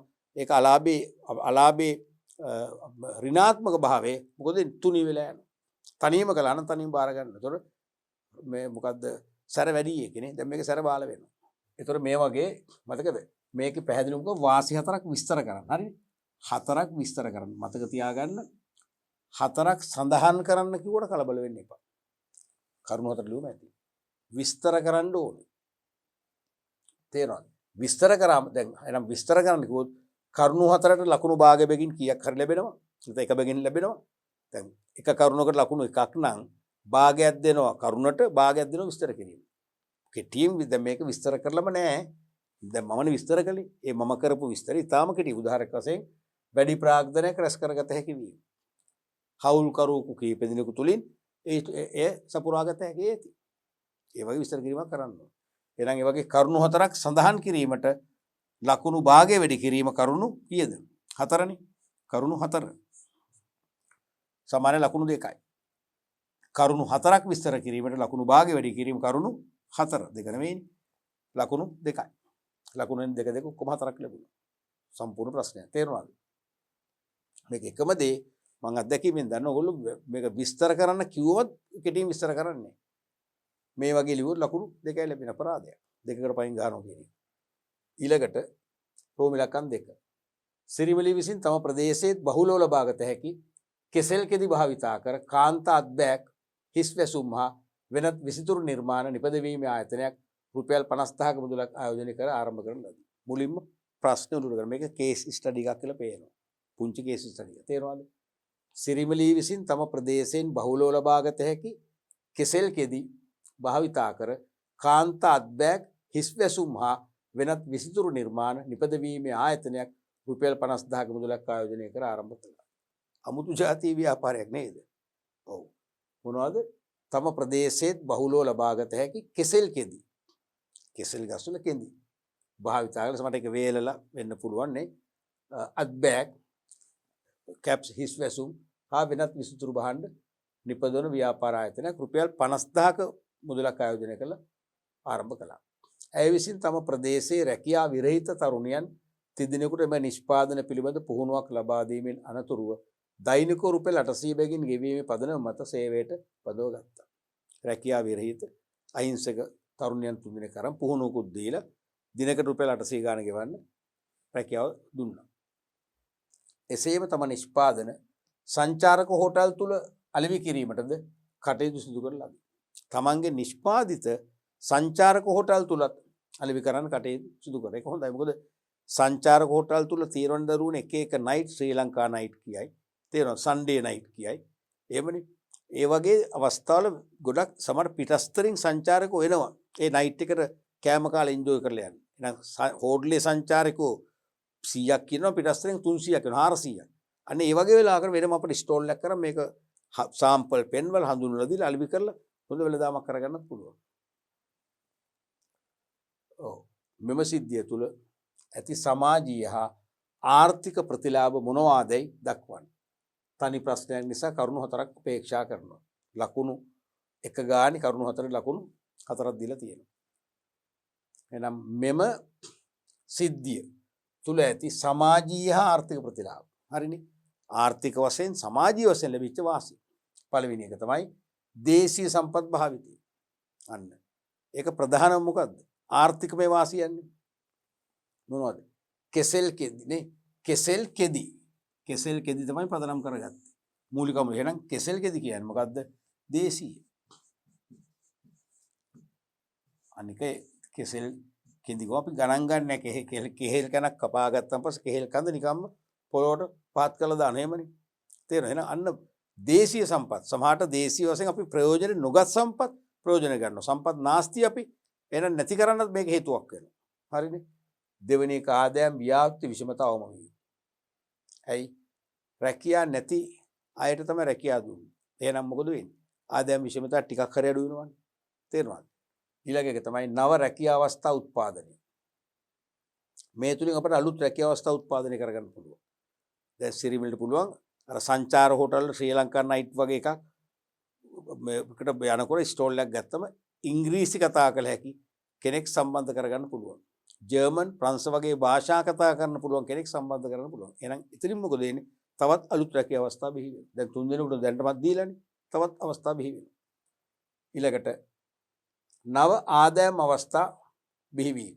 අලුත් ආදායම් අවස්ථා මේක ජනිත කරනවානේ. දැන් කවුරුත් නොහිතපු ආකාරයේ ප්‍රොඩක්ට් එකක් නෙමෙයි. කෙසෙල් කෙඳි. කවුරුත් හිතනවාද ඒකෙන් විසිතුරු බහන්න හදන්න, කැප් එකක් හදන්න, නැත්නම් කාන්ත අත්බෑක් හදන්න. අනිවාර්යයෙන්ම විදේශික කාන්තාව සංචාරක හෝටල්වලදී දැක්ක ගමන් මම හිතන්නේ මේකට විශාල ඉල්ලුමක් කරනවා. එහෙනම් නව ආදායම් අවස්ථා බිහි කරනවා. අනික ජනතාවගේ ජීවන මට්ටම ඉහළ යනවා. මෙයාට ආදායම් ලැබෙනවා. වැඩ කරන සේවකයන්ට ආදායම් ලැබෙනවා. මෙයාට අවශ්‍ය විවිධ ද්‍රව්‍ය සපයන සප්ලයර්ස්ලට ආදායම් ලැබෙනවා. එහෙනම් ජීවන තත්ත්වය ඉහළ යනවා. ඊළඟට නව වෙළඳපොළ සංවර්ධනය. ඒ කියන්නේ ව්‍යාපාර වර්ධනය හා සංවර්ධනය. අලුත් වෙළඳපොළවල්. දැන් සමහරට මෙතෙක් අපි විකුණන්නේ ලංකාවේදී විතරයි. නමුත් මේ විශේෂම සංචාරක හෝටල් වල වෙනම වෙළඳ සල්පිල් වගේ වෙයිදී බහන්න හඳුන්වා දීමේදී විදේශ වලින් අලුත් ඇණවුම් ලබාගෙන අලුත් වෙළඳපොළවල් දියුණු කරගන්නත් මේක අවස්ථාවක් වෙනවා. ඊළඟට නව භාණ්ඩ පරිභෝජනයට අවස්ථාව ලැබීම. අන්න සමාජීය ප්‍රතිලාභය. සමාජය අපි හැමදාම ඔය ලෙදර් නැත්තම් ඔය කැන්වස් වගේ කෘත්‍රිම ආටිෆිෂියල් බෑග් නේ පාවිච්චි කරන. දැන් අපට පුළුවන්කම ලැබෙනවා ස්වභාවික නිෂ්පාදිතයක්. ඒක අපේ සෞඛ්‍යයට පව හානියක් නොවන. සමහර මේ හිස් ලෙසුම අපි කැප් එකක් වශයෙන් පාවිච්චි කරනකොට අපේ ඔය තියෙන සෙම්ම අමාරු පාඩු වෙන්න පුළුවන්. අයි ස්වභාවික නිකම් කෙසෙල් කඳේ කෙඳිනේ. ඒක ඖෂධීය නිමීමක් වෙන්න පුළුවන් නේ. ඒ නිසා අනිවාර්යයෙන්ම නව භාණ්ඩ පරිභෝජනයට අපට අවස්ථාව උදා වෙනවා. අනික පරිසර හිතකාමී නිෂ්පාදන බිහිවීම. පරිසර හිතකාමීනේ. ඒ පරිසරයට නිකන් අපි කපා හැලන කෙහෙල් කඳක කෙඳිය අරන් තමයි කරන්නේ. එහෙනම් පරිසරයට ප්‍රශ්නයක් නෑ මේක. අනික මේක අපි මේ අත්බෑගේ පරණුනම් පස්සේ විසි කරනවා. කැප් එක පරණයි කියලා විසි කරනවා. ප්‍රශ්නයක් නෑ. පස්සේ එක කලවම් වෙලා යනවා. පොලිතින් වගේ දෙයක් නෙවෙයි. එහෙනම් අනිවාර්යෙන් පරිසර හිතකාමී නිෂ්පාදන බිහි කරාම ඒක සමාජීය වශයෙන් උත්වාසියක්, ආර්ථික වශයෙන් උත්වාසියක්. ඊළඟට විදේශ විනිමය උපයා ගැනීමට හැකියි. විශේෂයෙන්ම මගේ අත්දැකීම අනුව මේ වගේ ඒවට ඉල්ලුම් කරන්නේ ෆොරිනර්ස්ලා වැඩිපුර. දැන් තියෙන ලංකා පන් වලින් හදන හැඹිලි පන් වලින් හදන ෆැමිලි පර්ස් එක, පන් වලින් හදන අත් බෑග් එක අපි ගන්නවද? අපි කියන්නේ ඊ කාච්චිලකට ගෙනින එකක්. එහෙමනේ කියන්නේ. මොන ආච්චිලද? ලෝකේ දියුණු රටවල අය මෙහෙට આવොත් ඒවා අරගෙන යනවාමයි. ඒවා අලුත් නිර්මාණ අපිට ඉක්ක වුණාට. ඒවා තමයි ඒවා ස්වභාවික දේවල්. තේරුණාද? ඒ නිසා විදේශ විනිමය උපයා ගන්න මාර්ගයක් මේකෙන් හදාගන්න පුළුවන්කම ලැබෙනවා. ඒ වගේ වැඩේ පොඩි වුණාට පේනවද? වැඩේ පොඩි වුණාට ප්‍රතිඵල බරපතලයි. සමාජීය වශයෙන් ආර්ථිකම වශයෙන් රටට විශාල ප්‍රතිලාභ බද්ධ කරනවා මේක. පැහැදිලිද? අපි ඊළඟට බලමු රෝම ඉලක්කම් 3. විශාල ආයතනයක් වීමෙන් ලැබෙන ප්‍රතිලාභ නොසලකා හරිමින් ඇතැම් ආයතන කුඩා ව්‍යාපාර ලෙසටම පවත්වා ගැනීමට අදහස් කරන්නේ ඇයිදයි දැක්වීමට හේතුව තරක් විස්තර කරන්න. ප්‍රශ්න පැහැදිලිද? විශාල ආයතනයක් වීමෙන් ලැබෙන ප්‍රතිලාභ නොසලකා හරිමින් ඇතැම් ආයතන කුඩා ව්‍යාපාර ලෙසටම පවත්වා ගැනීමට අදහස් කරනවා. ඒ ඇයිද හේතුව තමයි. සමහර ව්‍යාපාරවලට පුළුවන් විශාල මහා පරිමාණ ව්‍යාපාරයක් බවට දියුණු වෙන්න. එහෙම පත් වෙන්න හැකියාවක් තිබුණත් එහෙම නොකර ඇතැම් ආයතන කුඩා ව්‍යාපාර ලෙසටම පවත්වාගෙන යන උනන්දුවක් දක්වනවා. එහෙනම් ඒකෙත් වාසිය තියෙන. ඒ නිසා තමයි එහෙම නොකරන්නේ. පැහැදිලිද? මොනවද? පළවෙනි එක තමයි සේවක ගැටලු අවම වීම. දැන් ලොකු ව්‍යාපාරයක් වුණොත් මොකද වෙන්නේ? ප්‍රශ්න වැඩිනේ. සේවකයන්ගේ ප්‍රශ්න සේවක වැඩි කරන ඊට පස්සේ සේවකයන්ට EPF දාන්න ආපු ගමන් පර්මනන්ට් කරන්න ප්‍රශ්න ගොඩයිනේ. සුළු පරිමාණ ව්‍යාපාරයක් වුණා අපි දන්න පවුලේ අය අපි දන්න හිතවතුන්ගේ ළමයි දෙන්නෙක් වැඩ කරන්නේ නැත්නම් අපේ නිවස ආසන්නයේම අය ප්‍රශ්න නැහැ අපිට. තේරුණාද? මානව සම්පත ලබා ගැනීම සඳහා වැඩි පිරිවැයක් දැරිය යුතු නොවීම. පිරිවැයක් ඕනේ නැහැ. කට වචනෙන් ගෙන්න ගන්නවා. පත්‍ර දැනීම් දාන විදමක් යන්නේ නැහැ. සම්මුඛ පරීක්ෂණ තියන විදමක් නැහැ. අනුස්ථාපනයක් පුහුණුවක් දෙන්න කියලා දෙයක් නැහැ. බොහොම කැපවීමෙන් අපිට කීකරු ලෙස ඒගොල්ලෝ වැඩ කරනවා. දෙවෙනි එක තමයි පොදු කාර්ය පිරිවැය අවම වීම. පොදු කාර්ය පිරිවැය අවම වීමත් මේකට බලපානවා. ගොඩනැගිලි කුලී, ජලය, විදුලි ආදී පිරිවැය අවම වෙනවා. කුඩා පරිමාණයෙන් අපේ නිවසේම වෙනම කොටසක පුංචි ගොඩනැගිල්ලක් හදා ඒක තමයි කරන්නේ. විශාල ගොඩනැගිලි විදමක් නැහැ. ලොකු විදුලියක් නැහැ. අපේ ගෙදරින්ම තමයි කරන්ට් එක අරන් තියෙන්නේ. අපේ ගෙදරින්ම තමයි මේ ජල සැපයුම අරන් තියෙන්නේ. පොදු කාර්ය පිරිවැය අඩුයි. මහා පරිමාණයෙන් කරන වෙනම මීටර ගන්න ඕනේ, වෙනම ජල සැපයුම, විදුලි සැපයුමනේ පොදු කාර්ය පිරිවැය වැඩි. අනික නම්‍යශීලීතාවය පැවතීම. නම්‍යශීලීතාව පවතින. ඒ කියන්නේ මොකද්ද? වෙනස් වීම සඳහා ශනිකව ප්‍රචාර දැක්වීම හැකි වීම. මහා පරිමාණ ව්‍යාපාරයක් වුණොත් එහෙම බෑ. ඩිරෙක්ටර් බෝඩ් එකක් ඉන්නවා. ඩිරෙක්ටර් බෝඩ් එකට මේක බෝඩ් මීටින්ගයක් ඇඳවන්න වෙනවා. යෝජනාවක් ගේන්න ඕනේ. සාකච්ඡා කරන්න ඕනේ. අනුමත කරන්න ඕනේ. සභාපතිට දාන්න ඕනේ. එයා අනුමැතිය දෙන්න ඕනේ. ප්‍රශ්න ගොඩයිනේ. මෙතන එහෙම නෙවෙයි සුළු පරිමාණය. මම විතරයි. ඒක මමයි බිරිඳයි. ඒක මමයි මගේ මිත්‍රයෙකුයි. මමයි මගේ සහෝදරයයි. සාකච්ඡා කරා වැඩේ කරා. ඒ නිසා නම්‍යශීලීතාවය පවතින. ඒ කියන්නේ වෙනස් වීම අනුව අපේ ව්‍යාපාරය වෙනස් කරන්න ඕන නම් ශනිකව වෙනස් කරන්න පුළුවන්. ඊළඟට ආයතනයේ මෙහෙයුම් කටයුතු වල ගුණත්වය රැකගත හැකි වීම. ආයතනයේ මෙහෙයුම් කටයුතු වල ගුණත්වය රැකගත හැකි වීම. තේරුණාද? කුඩා පරිමාණයෙන් පවත්වාගෙන යාමේදී ගුණත්වය පිළිබඳ ඉහළ අවධානයක් යොමු කළ හැකි වීම. කුඩා පරිමාණයෙන් පවත්වාගෙන යද්දී ගුණත්වයේ කෙරෙහි 100%ක්ම අපට වගකීමක් දෙන්න පුළුවන්. පුංචි හෝටලයක් හිතන්න ආපන ශාලාවක් නැත්නම් භෝජනාගාරයක් නම් අපි කෑම 20ක් 25ක් හදන අපිමයි හදන්නේ. අපි හරි විශ්වාසයෙන් පිරිසිදුව බොහොම භක්තියෙන් කවුරු හරි මේ කන්න නේද මේ අපි කාට හරි කන්න නේද මේ හදන්නේ. අපි මේකට අජිනමොටෝ දාන්නේ වෙන කෘත්‍රිම රසකාරක දාන්නේ සෞඛ්‍ය ආරක්ෂිතව හදනවා කියන භක්තියෙන් හදනෝනේ කෑම රසයි ගුණයි.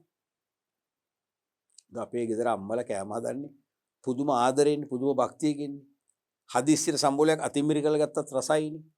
දැන් සමහර වෙලාවට සමහර තැන්වල හෝටල් වල කෑම හදන්නේ කේන්තියෙන් නේ. කේන්තියෙන් හදන්නේ. කොහොම හදුවත් රස නැහැනේ. ඒ වගේ සුළු පරිමාණයෙන් කරද්දී අපිට පුළුවන් බොහොම කැප වෙලා පිරිමැසුම් දායක ලෙස අපේ දාඩි මාංශي කැප කරලා වඩා හොඳ ගුණාත්මක භාණ්ඩයක් ඔසේව සපයන. මහා පරිමාණ වුණොත් අපිට තනියම කරන්න බෑ. බාහිරින් සේවකව ගන්න වෙනවා. බාහිරින් කොක්ස්ලා ගන්න වෙනවා. අරක් කැමියෝ ගන්න වෙනවා. ඒගොල්ලෝ තමයි වැඩේ කරන්නේ. අන්න එතකොට මොකද වෙන්නේ? ගුණත්වේ නැහැ. රස නැත්තම් මොකද වෙන්නේ? වැඩි කාලයක් යන ඉස්සලා අපේ ශාලාව බංකොලොත් වෙලා යනවා. එහෙම නොවන්නට එහෙනම් ආයතනයේ මෙහෙයුම් කටයුතු තුළ ගුණත්වය ගන්නත් අපි කුඩා පරිමාණ මට්ටමින් පවත්වාගෙන යනවා. හේතු කීයක් කිව්වද? 4ක් කිව්වා. ඔව් තව තියෙනවා. ඉහළ ලාභ කොටසක් හිමිවීම. පිරිවැයවම වීම නිසා ඉහළ ලාභයක් ලබන්න පුළුවන්. දැන් සුළු පරිමාණෙන්නේ කරන්නේ අනවශ්‍ය වියදම් නැහැ. තේරෙනවද? අනවශ්‍ය වියදම් නැහැ. ඒ නිසා පිරිවැය අඩුයි. ඒ නිසා අපේ ලාභාන්තිකය වැඩි. නමුත් මහා පරිමාණ වුණොත් ප්‍රවර්ධනයේට අන්තර්ජාලයේ රූපවාහිනී ප්‍රචාරණය කරන්න, ඒ වගේම සේවකයන් නිලැඳුම් දෙන්න, සේවකයන්ට ප්‍රසාද දීමනා දෙන්න, ඒ වගේම සමාජයේ ගොඩක් අය ආධාර ඉල්ලගෙන එනවා, සමාජීය වගකීම් ඉෂ්ට කරන්න, පරිත්‍යාග කරන්න විශාල පිරිවැයක් දරනවා. ලොකු ආදායමක් ලැබුණට පිරිවැයත් වැඩි නිසා ලාභාන්තිකය අඩුයි. මේකේ පිරිවැය අඩුයි, ලාභාන්තිකය වැඩි. අනික ගනුදෙනු කරුවන් සමග ඍජු සම්බන්ධතා පවත්වාගත හැකි වේ. මහා පරිමාණ ව්‍යාපාරයක් වුණොත් අයිතිකරුවෝ නෙවෙයි වෙනම කළමනාකරන මණ්ඩලයක් තමයි පවත්වාගෙන යන්නේ. ඒගොල්ලන්ට තමයි ගනුදෙනු කරු මුණ ගැහෙන්නේ. අයිතිකරුවෝ ඒගොල්ලෝන් ඈත් වෙනවා. නමුත් කුඩා පරිමාණ ව්‍යාපාරයක අයිතිකරුවොත් අපි කළමනාකරුවොත් අපි එහෙනම් ගනුදෙනු කරුවන් සමග ඍජු සම්බන්ධකම් තියාගන්න පුළුවන්. අනික තම බලය, පාලනය, අයිතිය අත්හැරීමට ඇති අකමැත්ත. හොඳ උත්තරයක් ඒකනේ. දැන් මම කුඩා පරිමාණ ව්‍යාපාරයක් කරගෙන යනවා. ඒ මට්ටමින් මහා පරිමාණ ව්‍යාපාරයක් කරන්නට නම් මට හවුල් ව්‍යාපාරයක් ඇති කරන්න වෙනවා. එක්ක සමාගමක් ඇති කරන්න වෙනවා. තව හිමිකරු වෙනවා. ඒතර මගේ බලය, මගේ පාලන හැකියාව, මගේ හිමිකාරත්වය මොකද වෙන්නේ? බෙදලා යනවා. මම ඒකට කැමති නැහැ. මම කැමති තනි බලය, තනි පාලන බලය, තනි අයිතිය, තනිව ලාභ භුක්ති විඳීම. ඒ සඳහා කුඩා පරිමාණ මට්ටමෙම කරගෙන යනවා. මෙන්න මේ වගේ හේතු 4ක්. හේතු 4ක් සඳහන් කිරීමට භාගය වැඩි කිරීම අතර සමාන ලකුණු 2යි. විස්තර කිරීමට භාගය වැඩි කිරීම අතර සමාන ලකුණු 2යි ලකුණු 4 ලැබෙනවා. මේකෙත් අර වගේ කෙටි විස්තර දැන් මේ දෙක නම් විස්තර කරේ නෑ මං. මේ වගේ ඉතාලම කෙටි විස්තර කරන්න ඕනේ. පැහැදිලිනේ? රයිට්. ඊළඟට රෝමි ලක්ෂණ 4 යන්නේ. ෂණික ප්‍රතිචාරකේත. quick response code මතකනේ QR code කියන එක. භාවිතයේ මගින් ව්‍යාපාරිකයෙකුට ලබාගත හැකි වාසි දෙකක් දක්වන්න.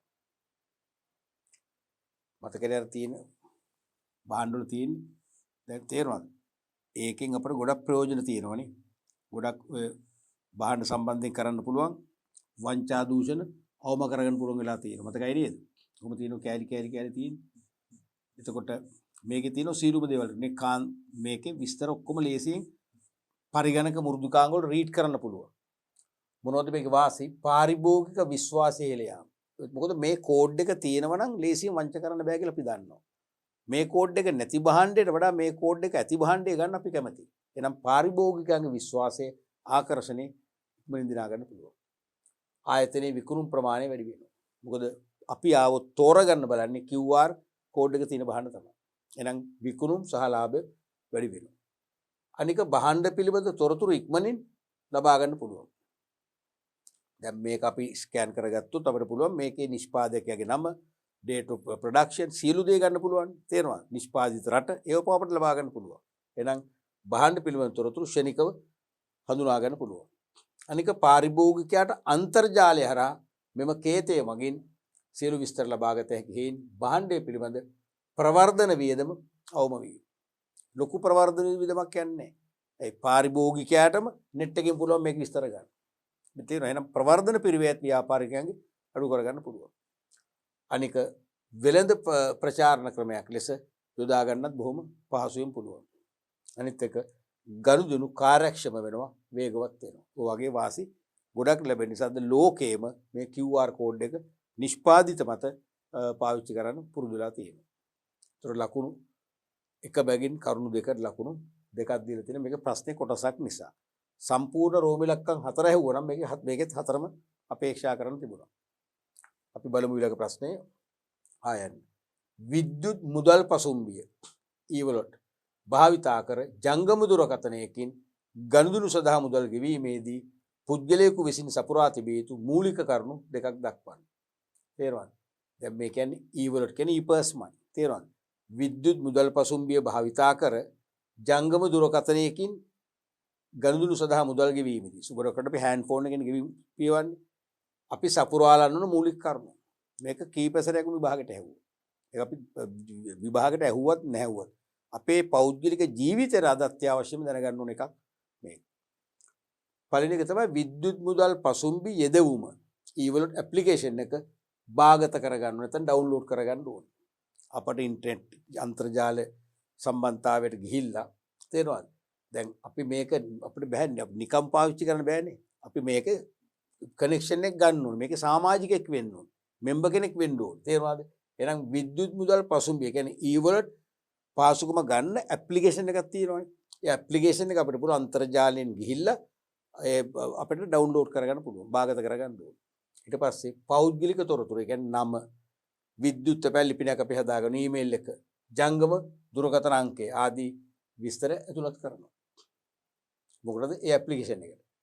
ඊට පස්සේ පෞද්ගලික හැඳුනුම් අංකය, පර්සනල් අයිඩෙන්ටිෆිකේෂන් නම්බර් එකක්, පින් නම්බර් එකක් අපි සකස් කරගන්නවා. සාමාන්‍ය ඉලක්කම් 6කවත් ඒක හදාගන්න ඕනේ. ඊට පස්සේ හරපත හෝ ණයපත විද්‍යුත් මුදල් පසුම්බිය සමග සම්බන්ධ කරගන්නවා. ඊට පස්සේ අපි දැන් මේක අපි ඇප්ලිකේෂන් එක ඩවුන්ලෝඩ් කරගත්තා, තොරතුරු ඇතුළත් කරා. ඊට පස්සේ පර්සනල් අයිඩෙන්ටිෆිකේෂන් නම්බර් එක සකස් කරගත්තාන් පස්සේ ඩෙබිට් කාඩ් හෝ ක්‍රෙඩිට් කාඩ් එකේ අංකයනේ, අංකේ සම්බන්ධ කරලා මේකට අපිට පුළුවන් ගෙවීම කරන්න. හරිම සරලයි. පියවර 4යි තියෙන්නේ. මතකනේ? ලකුණු 1 ගානේ කරුණු 2 කර ලකුණු 2යි. කරුණු 2යි නෙවෙයි 4 මිල්ලුවේ නෑ. මම කැමති මේක 4ම ඇහුවා. මොකද නැත්නම් මේක ප්‍රශ්නෙත් අංශ භාගය උත්තරෙත් අංශ භාගය වගේනේ. කෙලින්ම මේක සම්පූර්ණ ප්‍රශ්න මෙවුණා හොඳයි. කෙලින්ම. හැබැයි එහෙම ඇහුවා. අවස්ථා කීපෙකදීම ඇහුවා ඕක. අපි බලමු ඊළඟ ප්‍රශ්නයත් ප්‍රෝමිලකම් 5 යන්නේ. රාජ්‍ය දෙපාර්තමේන්තුවක ලක්ෂණ 4ක් සඳහන් කරන්න. ලේසිම ප්‍රශ්නයක් නේ. රාජ්‍ය දෙපාර්තමේන්තු ලක්ෂණ මොකද්ද? අමාත්‍යාංශයක් යටතේ ඍජු පාලනය ලක් වෙනවා. සෑම දෙපාර්තමේන්තුවකම විශේෂ අමාත්‍යාංශයකින් පාලනය කරනවාමයි. අමාත්‍යාංශයක පාලනයට නොමැති දෙපාර්තමේන්තුවක් තියෙනවද? නැහැ. තියෙනවා නම් තියෙන්නේ මොකද්ද? දෙපාර්තමේන්තු ස්වරූපයක් ගන්න ජනාධිපති ලේකම් කාර්යාංශය පමණයි. ඒක කිසිම අමාත්‍යාංශකින් පාලනය වෙන්නේ නැහැ. ඊළඟට ආයතන සංග්‍රහය මුදල් රෙගුලාසි වලට අනුව කටයුතු කිරීම. රජයේ ආයතන සංග්‍රහය තියෙනවානේ. ඒ ආයතන සංග්‍රහයෙන් රාජ්‍ය සේවකයන්ට පත්වීම ලබා දීම, මාරු කිරීම, උසස් වීම, විනයානුකූල ක්‍රියාමාර්ග ගැනීම, කළ යුතු ආකාරය. අන්නේ ඒ විධිවිධාන වලට එලෙසින් යටත් දෙපාර්තමේන්තුව. අනික රජයේ මුදල් රෙගුලාසි. මුදල් අමාත්‍යාංශයේ ලේකම්වරයා කලින් කාලට චක්‍රලේඛ මගින් මුදල් වියදම් කිරීම සම්බන්ධ නියෝග පනවනවා. තේරුණාද? ඒවට අනිවාර්යයෙන්ම දෙපාර්තමේන්තුව යට වෙනවා. ඊළඟට බොහෝ විට සේවා සැපීමේ නිරත වීම. බලන්න ලංකාවේ බලන්න ප්‍රායෝගික නියමයක් නැහැ. බොහෝ විට දෙපාර්තමේන්තුවේ භෞතික භාණ්ඩ නිපදවන්නේ නැහැ. සේවා සපයන්නේ. දුම්රිය දෙපාර්තමේන්තුව ප්‍රවාහන සේවා, සෞඛ්‍ය සේවා දෙපාර්තමේන්තුව ප්‍රතිකාර සේවා, අධ්‍යාපන දෙපාර්තමේන්තුව අධ්‍යාපන සේවා, තැපැල් දෙපාර්තමේන්තුව තැපැල් සේවා. හරිනේ. එහෙනම් අනිවාර්යයෙන්ම සේවා තමයි සපයන්නේ. රජයේ ඒකාබද්ධ අරමුදලින් ප්‍රතිපාදන ලැබීම. නැත්නම් රජයේ වාර්ෂික අයවැය ලේඛනයේ මගින් අවශ්‍ය අරමුදල් ප්‍රතිපාදනය කිරීමකොත් හරි. එක්ක රජයේ ඒකාබද්ධ අරමුදලින්. දැන් රාජ්‍ය ආයතන උපයන ලාභ තියෙනවනේ. රාජ්‍ය සමාගම්, රාජ්‍ය සංස්ථා, රාජ්‍ය දෙපාර්තමේන්තු, පළාත් පාලන ආයතන, ඕනෑම රාජ්‍ය ආයතනයක් උපයන ලාභ හෝ අතිරික්ත දාන්නේ මහා භාණ්ඩාගාර දෙපාර්තමේන්තුව ඇතුළේ තියෙන තනි පොදු ගිණුමකටයි. ඒක තමයි රජයේ ඒකාබද්ධ අරමුදල. කොන්සොලිඩේටඩ් ෆන්ඩ්. මෙන්න මේ රාජ්‍ය ඒකාබද්ධ අරමුදලිනුත් මේ දෙපාර්තමේන්තු වලට අවශ්‍ය අරමුදල් වෙන් කර දෙනවා. එහෙම නැත්නම් වාර්ෂිකව ඕනම රජයක ප්‍රධාන ආර්ථික සැලැස්ම වශයෙන් එළියට එන අයවැය ලේඛනයේ මගින් මුදල් ප්‍රතිපාදනය කරනවා. වෙන කොටස් නිකුත් කිරීම මෙහෙම මේක නෑ. ඊළඟට නීති ඉදිරියේ දෙපාර්තමේන්තුවක් නෛතික පුද්ගලයෙක් වශයෙන් පිළිගන්නේ නැහැ. තේරුණාද? මෙන්න මේ ලක්ෂණ වලින් 4ක් ලිව්වනම් ඔබට අනිවාර්යයෙන්ම ලකුණු 2ක් ලබා ගන්න පුළුවන්. අපි බලමු මේකේ ආ කොටසත්. රාජ්‍ය සංස්ථාවක් රාජ්‍ය දෙපාර්තමේන්තුවකින් වෙන්කර හඳුනාගත හැකි ලක්ෂණ 2ක් පැහැදිලි කරන්න. රාජ්‍ය සංස්ථාවක් අහන්නේ සංස්ථාව තමයි අපි මූලිකව අහන්නේ. හරිද? දෙපාර්තමේන්තුව නෙවෙයි. රාජ්‍ය සංස්ථාවක් රාජ්‍ය දෙපාර්තමේන්තුවකින් වෙන්කර හඳුනාගත හැකි ලක්ෂණ 2ක්. පැටලෙන්නේ නැහැ නේද? දෙපාර්තමේන්තුව ලක්ෂණ නෙමෙයි මේ අහන්නේ. සංස්ථාවේ. දෙපාර්තමේන්තුවක් එක්ක සසදද්දී සංස්ථාවක තියෙන විශේෂ ලක්ෂණ. ඒ අනුව දෙපාර්තමේන්තුවට වෙනස් කියලා අපි හඳුනගන්නවා. පළවෙනි එක තමයි විශේෂ හෝ පොදු පනතක් කරතේ සංස්ථාපනය වීම. දැන් දෙපාර්තමේන්තුවල එහෙම නැහැනේ. විෂය බර අමාත්‍යාංශ ලේකම්ගේ නියෝගයක් මතනේ දෙපාර්තමේන්තුව පිටුවන්නේ. සංස්ථාවට එක්ක විශේෂ පනතක් නැත්නම් කලින් සම්මත කළ පොදු නීතියකට තමයි සංස්ථාපනය කරන්නේ. දෙවෙනි එක තමයි නෛතික පුද්ගල භාවයක් තියෙන. අයි සංස්ථාපනය කරනවා. සංස්ථාපනය කරන සෑම ව්‍යාපාරයකටම ව්‍යාපාරයේ නමින් නීති යමුවට යන්න පුළුවන්. 3. රජයේ විසින් පත් කරන අධ්‍යක්ෂක මණ්ඩලයක් මගින් කළමනාකරණය වීම. දෙපාර්තමේන්තුවල නැහැ. කොමසාරිස් ඇතුළු රාජ්‍ය නිලධාරීන් මගින් තියෙන. සෑම සංස්ථාවකම ඩිරෙක්ටර් බෝඩ් එකක් ඉන්නවා. රජය තමයි පත් කරන්නේ. ඒකෙන් තමයි කළමනාකරණය කරන්නේ. 4. රාජ්‍ය ණය, ලාභාංශ, ප්‍රත්‍යායෝජනය හා මහජනතාව ණය ප්‍රාග්ධනයට දායක කර ගැනීම ආදීන් ප්‍රාග්ධනය සම්පාදනය කර ගැනීම. දෙපාර්තමේන්තු මහජනතාවගෙන් ණය ගන්න නැහැ නේ සංස්ථා ගන්නවා. තේරෙනවද? එකක් රාජ්‍ය ණය ගන්නවා. අනික ලාභාංශයි. සංස්ථාත් සමහර සමාගම්වල මිලකල සමාගම්වල කොටස් මිලදී ගන්නවා මත ආයෝජනයක් වශයෙන්. ඒ කොටස් වල ලාභාංශ හම්බ වෙනවා. ඒ ලාභාංශ මොකද කරන්නේ? නැවත ආයෝජනය කරනවා. කාටවත් බෙදන්නේ නැහැ. හරිද? ඒත් එකම මහජනතාව ණය ප්‍රාග්ධනයට දායක කරගන්නවා. ඒක කොහොමද? ණය කර මගින්. ණය කර මගින්. ණය කර මගින්. ණය කර සංස්ථාවක් නිකුත් කරන ණය කර විශ්වාස මිලදී මොකද රාජ්‍ය වගකීමනේ. ඒ මගින් ප්‍රාග්ධනය සම්පාදනය කරගන්න. අනික ප්‍රාග්ධනයට රජයේ මෙන්ම පෞද්ගලික අංශයෙන් සහභාගී කරගත හැකි වීම. හරිනේ. ඇයි කොටස් සහ ණය කර නිකුත් කරන නැත්නම් සංස්ථා. එනම් පෞද්ගලික අංශයෙන් සහභාගී වෙනවා. ඒ වගේම රජයේ ඒකාබද්ධ අරමුදලින්, ඒ වගේම රාජ්‍ය අයවැය කෙනෙක් මගින් සල්ලි ලබා ගන්න පුළුවන්. එහෙනම් රාජ්‍ය පෞද්ගලික දෙයන්සේම දායක කරගන්න පුළුවන්. ඔන්න වගේ විශේෂ ලක්ෂණ කීපයක්ම දෙපාර්තමේන්තුවල තියෙනවා. එහෙනම් ලක්ෂණ දෙකක් පැහැදිලි කිරීමට ලකුණු දෙකයි. ඒ කියන්නේ එකකට කරුණු ඒ කියන්නේ ලක්ෂණ දෙකක් පැහැදිලි කිරීමට එක වැඩි කිරීම දෙක. එහෙනම් ලකුණු එක බැගින් කරුණු දෙකට ලකුණු දෙකක් ලැබෙනවා. බොහොම ලේසි ප්‍රශ්නයක් ඒක. පැහැදිලිනේ? හොඳයි. අපි දරුවනේ අපි අද පරිච්ඡේදයනොත් 2019 නව නිර්දේශයට අදාළව ව්‍යුහගත පේපර් එක නැත්තම් දෙවන ප්‍රශ්න පත්‍රයට අදාළ වටිනා ප්‍රශ්න කීපයක්ම හොඳින් සාකච්ඡා කළා. විභාගයට ලකුණු ලැබෙන ආකාරය පිළිබඳ විස්තර කරමින්. අපි ඊළඟ පාඩම් පරිච්ඡේදයෙන් තවදුරටත් මේ ප්‍රශ්න පත්‍රයට අදාළව යොමු වෙච්ච ඉතිරි ප්‍රශ්න සාකච්ඡා කරන්න බලාපොරොත්තු වෙනවා.